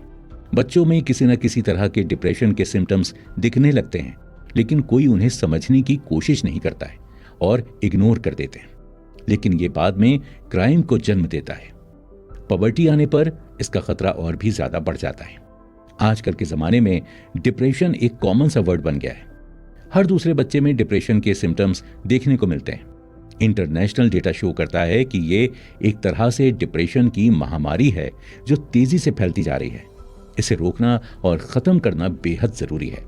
इसकी वजह से बच्चों में सेल्फ कॉन्फिडेंस कम होता जा रहा है, उन्हें कॉन्सेंट्रेट करने में दिक्कत हो रही है। डिप्रेशन का ड्यूरेशन 11 मंथ्स तक देखा गया है और कई केसेस में तो सालों तक चलता रहता है।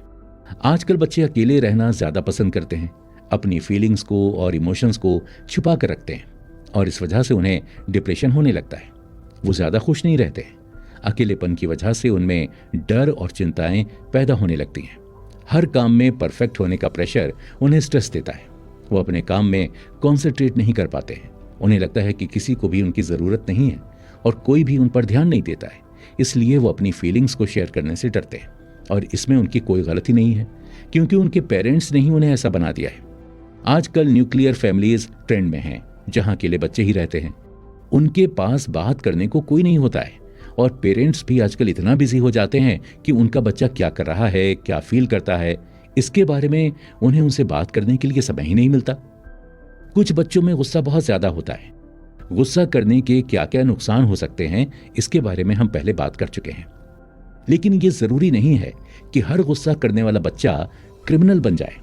बचपन में जिन बच्चों पर ध्यान नहीं दिया जाता है और जिन्हें बुली किया जाता है, सताया जाता है, उनके दिमाग पर इसका गलत असर पड़ता है और बाद में वो गलत काम करने लग जाते हैं।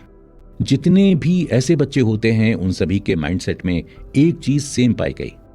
जब भी ऐसे अग्रेसिव बच्चों को किसी से कोई दिक्कत होती है तो वो उन्हें इस तरह से देखते हैं कि जैसे वो उनके दुश्मन हो। उन्हें उनकी फीलिंग्स की कोई परवाह नहीं होती है। उन्हें लगता है कि अपनी तकलीफ की वजह से और गुस्से में किसी को भी मारना ठीक है। पर इसका क्या सॉल्यूशन है? हम क्या कर सकते हैं? ऐसे कई सेंटर्स भी होते हैं जहां पर ऐसे बच्चों के साथ डील किया जाता है। सबसे पहले वो लोग इन बच्चों की पहचान खुद के इमोशन से कराते हैं और फिर एम्पैथी प्रैक्टिस करवाते हैं। इनकी बातें और तकलीफें भी सुनते हैं। इनकी प्रॉब्लम्स के सॉल्यूशंस निकाले जाते हैं। इनकी अच्छे से काउंसलिंग की जाती है। ऐसा कई सारे बच्चों के साथ किया गया और बाद में इसका अच्छा रिजल्ट भी आया। पेरेंट्स को चाहिए कि वो अपने बच्चों के साथ ज्यादा से ज्यादा समय बिताएं और उनके इमोशंस और फीलिंग्स को समझने की कोशिश करें। Coaching for friendship. Author Daniel Goleman बताते हैं कि जिन बच्चों को रिजेक्ट कर दिया जाता है या फिर उन्हें उनके क्लासमेट्स पसंद नहीं करते हैं, फिर चाहे वो किसी भी वजह से क्यों ना हो, उनके लिए भी ऐसे काउंसलिंग सेशंस कराए जाते हैं जहां उनको कैसे अपनी हैबिट्स को बदलना है और खुद में क्या क्या चेंजेस लाने हैं ये सिखाया जाता है और उन्हें कॉन्फिडेंट बनाया जाता है। जो क्वालिटीज उन बच्चों में पाई जाती थी जिनको सब पसंद करते थे, वो सारी क्वालिटीज उन बच्चों को प्रैक्टिस करवाई जाती थी जिन्हें पसंद नहीं किया जाता था। इससे बाद में काफी फायदा भी हुआ। कई सारे बच्चों का सेल्फ कॉन्फिडेंस बिल्ड होने लगा और उनकी परफॉर्मेंस भी कई हद तक सुधरने लगी। अब उनके भी दोस्त बनने लगे और वो भी बाकी बच्चों के साथ घुलने मिलने लगे। अगर ऐसी प्रॉब्लम्स है तो उसके सॉल्यूशंस भी मौजूद हैं और अच्छा होगा कि बच्चों को शुरू से ही इन चीजों के बारे में नॉलेज हो और वो उसे अप्लाई भी करें। Schooling the emotions.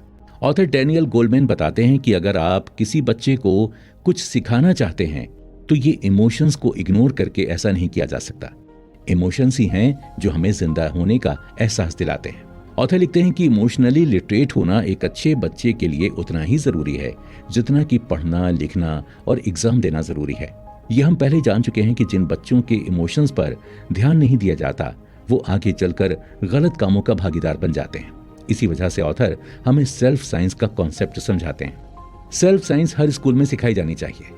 इसमें बच्चों को ये नहीं सिखाया जाता कि वो कैसे झगड़ा ना करें या ना लड़ें, बल्कि ये सिखाया जाता है कि कैसे किसी भी झगड़े को आराम से एक पॉजिटिव अप्रोच के साथ सॉल्व किया जाए और एक सही रिजल्ट पर पहुंचा जाए जो सभी के पक्ष में हो। इसमें बच्चों को आपस में सामंजस्य बैठाना सिखाया जाता है और कैसे अपनी लाइफ की प्रॉब्लम्स को सॉल्व किया जाए ये भी सिखाया जाता है। इमोशनल डोमेन में मास्टरी करना कोई आसान काम नहीं है। इसके लिए काफी प्रैक्टिस और स्किल्स की जरूरत होती है, क्योंकि कुछ लोग ऐसे होते हैं जिन्हें अपनी आदतें बदलने में कठिनाई होती है और वो अपने कंफर्ट जोन के बाहर नहीं निकलना चाहते। ऐसे लोगों के लिए इमोशनल इंटेलिजेंस की जरूरत को समझाना थोड़ा मुश्किल हो जाता है और चाहे वो बच्चे हों या फिर कोई मैच्योर इंसान, ये दिक्कत किसी के साथ भी हो सकती है। हम ये तो जान ही चुके हैं कि हम बचपन से ही एम्पैथी प्रैक्टिस करने लगते हैं और दूसरों के इमोशंस को समझने की कोशिश करने लगते हैं। अगर इसी समय में बच्चों को इमोशनल इंटेलिजेंस की सही नॉलेज और गाइडेंस मिल जाए तो फिर आगे चलकर उन्हें दिक्कतों का सामना कम करना पड़ता है और वो अपने जीवन में आने वाली मुश्किलों को भी आसानी से निपटा लेते हैं। अब सवाल ये उठता है कि ऐसे कैसे किया जा सकता है। सेल्फ साइंस है तो एक जरूरी टॉपिक, लेकिन क्या इसे स्कूल्स में लागू करने में कोई दिक्कत नहीं आएगी? तो ऐसा बिल्कुल नहीं है, क्योंकि कुछ टीचर्स इससे अनकंफर्टेबल फील करते हैं और वो बच्चों के इमोशंस और फीलिंग्स के बारे में बात करने से मना कर देते। लेकिन वहीं कुछ टीचर्स इसको सपोर्ट भी करते हैं और फिर मानते हैं कि बच्चों की फीलिंग्स और इमोशंस के बारे में बात करना कितना जरूरी है। इसमें गलती टीचर्स की नहीं है, बल्कि सेल्फ साइंस को प्रैक्टिस करवाने के लिए टीचर्स को तैयार करना होगा। उन्हें ट्रेनिंग देनी होगी, तभी जाकर वो बच्चों को इमोशनल इंटेलिजेंस के बारे में अच्छे से समझा पाएंगे। कई सारे पेरेंट्स ने इस चीज को अपोज किया। उनका मानना है कि बच्चों की फीलिंग्स के बारे में बात करना पेरेंट्स की जिम्मेदारी है और इसे स्कूल तक नहीं ले जाना चाहिए। लेकिन आजकल पेरेंट्स भी अपने काम में इतना बिजी हो जाते हैं कि वो बच्चों के साथ समय नहीं बिता पाते हैं और इसकी वजह से बच्चों में स्ट्रेस और सेल्फ डाउट जैसी फीलिंग्स डेवलप होने लगती हैं। सेल्फ साइंस में बच्चों को खुद की फीलिंग्स को और अपने इमोशंस को हैंडल करना तो सिखाया ही जाता है, लेकिन साथ ही साथ दूसरों के इमोशंस को कैसे समझा जाए ये भी सिखाया जाता है। इससे बच्चों के आपस में रिलेशंस सुधरते हैं। Main components of self science. Self awareness. खुद की फीलिंग्स को समझना और खुद को समझना इमोशनल इंटेलिजेंस की सबसे इंपॉर्टेंट स्टेप है। अगर आप सबसे पहले खुद से ही प्यार नहीं करेंगे तो आप दूसरों की फीलिंग्स को भी नहीं समझ पाएंगे। इसलिए खुद के विचारों पर ध्यान देना शुरू कर दें। Personal decision making. हमने पहले जाना कि जो लोग अपने इमोशंस को नहीं समझ पाते या उनको हैंडल नहीं कर पाते, वो अपनी लाइफ के डिसीजंस भी ढंग से नहीं ले पाते और छोटी छोटी बातों में कंफ्यूज हो जाते हैं। सेल्फ साइंस में बच्चों को खुद के डिसीजंस कैसे लेना है ये सिखाया जाता है और उनमें एक कॉन्फिडेंस बिल्ड किया जाता है, जिससे कि अगर उन्हें आगे अपनी लाइफ के टफ से टफ डिसीजंस भी लेना पड़ जाएं तो भी वो घबराएं नहीं। Self talk. अपनी फीलिंग्स को मैनेज करना कितना जरूरी है ये हम इस बुक समरी में कई बार जान चुके हैं, लेकिन ये कैसे किया जाए? हमें दिन में एक ऐसा वक्त निकालना है जिसमें हम अपने अंदर चल रहे विचारों को ऑब्जर्व करके ये जान सकें कि हम अपने बारे में क्या सोचते हैं। कभी कभी हमें लगता है कि हमारी लाइफ में कई सारी मुश्किलें हैं, लेकिन ये मुश्किलें सच में नहीं होती हैं। हम सिर्फ किसी भी नॉर्मल सी सिचुएशन के बारे में बार बार सोच सोच कर प्रॉब्लम्स क्रिएट कर लेते हैं, और असल में ये प्रॉब्लम नहीं होती है। जब हम सेल्फ टॉक करेंगे तो पाएंगे कि हमारी आधी से ज्यादा मुश्किलें तो सच में एग्जिस्ट करती ही नहीं हैं, बस हम उन्हें बना लेते हैं बार बार चिंता करके। एम्पैथी। हम पहले ये जान चुके हैं कि किसी दूसरे इंसान के इमोशंस को समझना कितना जरूरी है। अगर हम किसी के साथ एक अच्छा कनेक्शन बिल्ड करना चाहते हैं तो हमें उसकी बातों को, उसकी फीलिंग्स को और इमोशंस को समझना चाहिए। सामने वाले इंसान के ओपिनियंस और डिफरेंसेस की रिस्पेक्ट करनी चाहिए, और अगर कोई अच्छा काम करे तो उसे अप्रिशिएट भी करना चाहिए। इससे कनेक्शंस और स्ट्रांग होते हैं। कम्युनिकेशन, आपस में बातचीत करना और अपनी फीलिंग्स को एक्सप्रेस करना कितना ज़रूरी है, इसके बारे में तो हम सब जान ही चुके हैं। हमें किसी भी बात को ध्यान से सुनना चाहिए और इसे समझने की कोशिश करनी चाहिए। हमें सामने वाले के लिए कोई भी जजमेंट नहीं रखना चाहिए। हमें एक अच्छा लिसनर बनने की कोशिश करनी चाहिए, क्योंकि आजकल के ज़माने में सुनने वाले कम मिलते हैं, अपनी बात बताने वाले तो सभी होते हैं। Self acceptance. आजकल के बच्चों में सेल्फ डाउट्स बढ़ते ही जा रहे हैं और वो डिप्रेशन की ओर जा रहे हैं। बच्चों को ये तो सिखाया जाता है कि एग्जाम्स में अच्छे मार्क्स कैसे लाएं, लेकिन ये नहीं सिखाया जाता कि खुद को कैसे अप्रिशिएट करके पॉजिटिव फील करवाएं और हम जैसे हैं वैसे ही खुद को एक्सेप्ट करें। हाँ, जहां पर हम खुद को और बेहतर बना सकते हैं वहां हमें खुद को सुधारने की कोशिश करते रहना चाहिए। हमें नए नए स्किल्स सीखते रहना चाहिए, खुद को एक्साइटेड रखना चाहिए और हमेशा अपना एक नया वर्जन बनने की कोशिश करते रहना चाहिए। लेकिन जिन चीज़ों में हमारा बस नहीं चलता है, हमें उन्हें जैसे का तैसा ही एक्सेप्ट करना चाहिए, क्योंकि यहाँ अपनी एनर्जी और टाइम वेस्ट करके हमें कुछ हासिल नहीं होगा। सेल्फ साइंस को हर स्कूल में पढ़ाया जाना कंपलसरी किया जाना चाहिए, क्योंकि आजकल बच्चों के एकेडमिक परफॉर्मेंस पर तो सब ध्यान देते हैं, लेकिन वो मेंटली कैसा फील करते हैं इस पर कोई बात नहीं करता। कुछ एजुकेटर्स इमोशनल लिटरेसी में काफ़ी इंटरेस्ट दिखाते हैं, लेकिन इसके बावजूद अभी कई ऐसे लोग हैं जिन्हें इसके बारे में पता ही नहीं है। उन्हें ये तक नहीं पता कि इमोशनल इंटेलिजेंस जैसी कोई चीज़ एग्जिस्ट भी करती है। अभी कई सारा काम करना बाकी है। अगर इसके बारे में अवेयरनेस अभी नहीं फैलाई गई तो काफ़ी देर हो जाएगी। इंटेलेक्ट के साथ साथ इमोशनल इंटेलिजेंस पर भी काम करना बेहद ज़रूरी है, और ये जितना बचपन से शुरू किया जाए उतना ही सही है। वीडियो को अंत तक देखने के लिए बहुत बहुत धन्यवाद। अपना बहुमूल्य फीडबैक कमेंट बॉक्स में जरूर शेयर करें।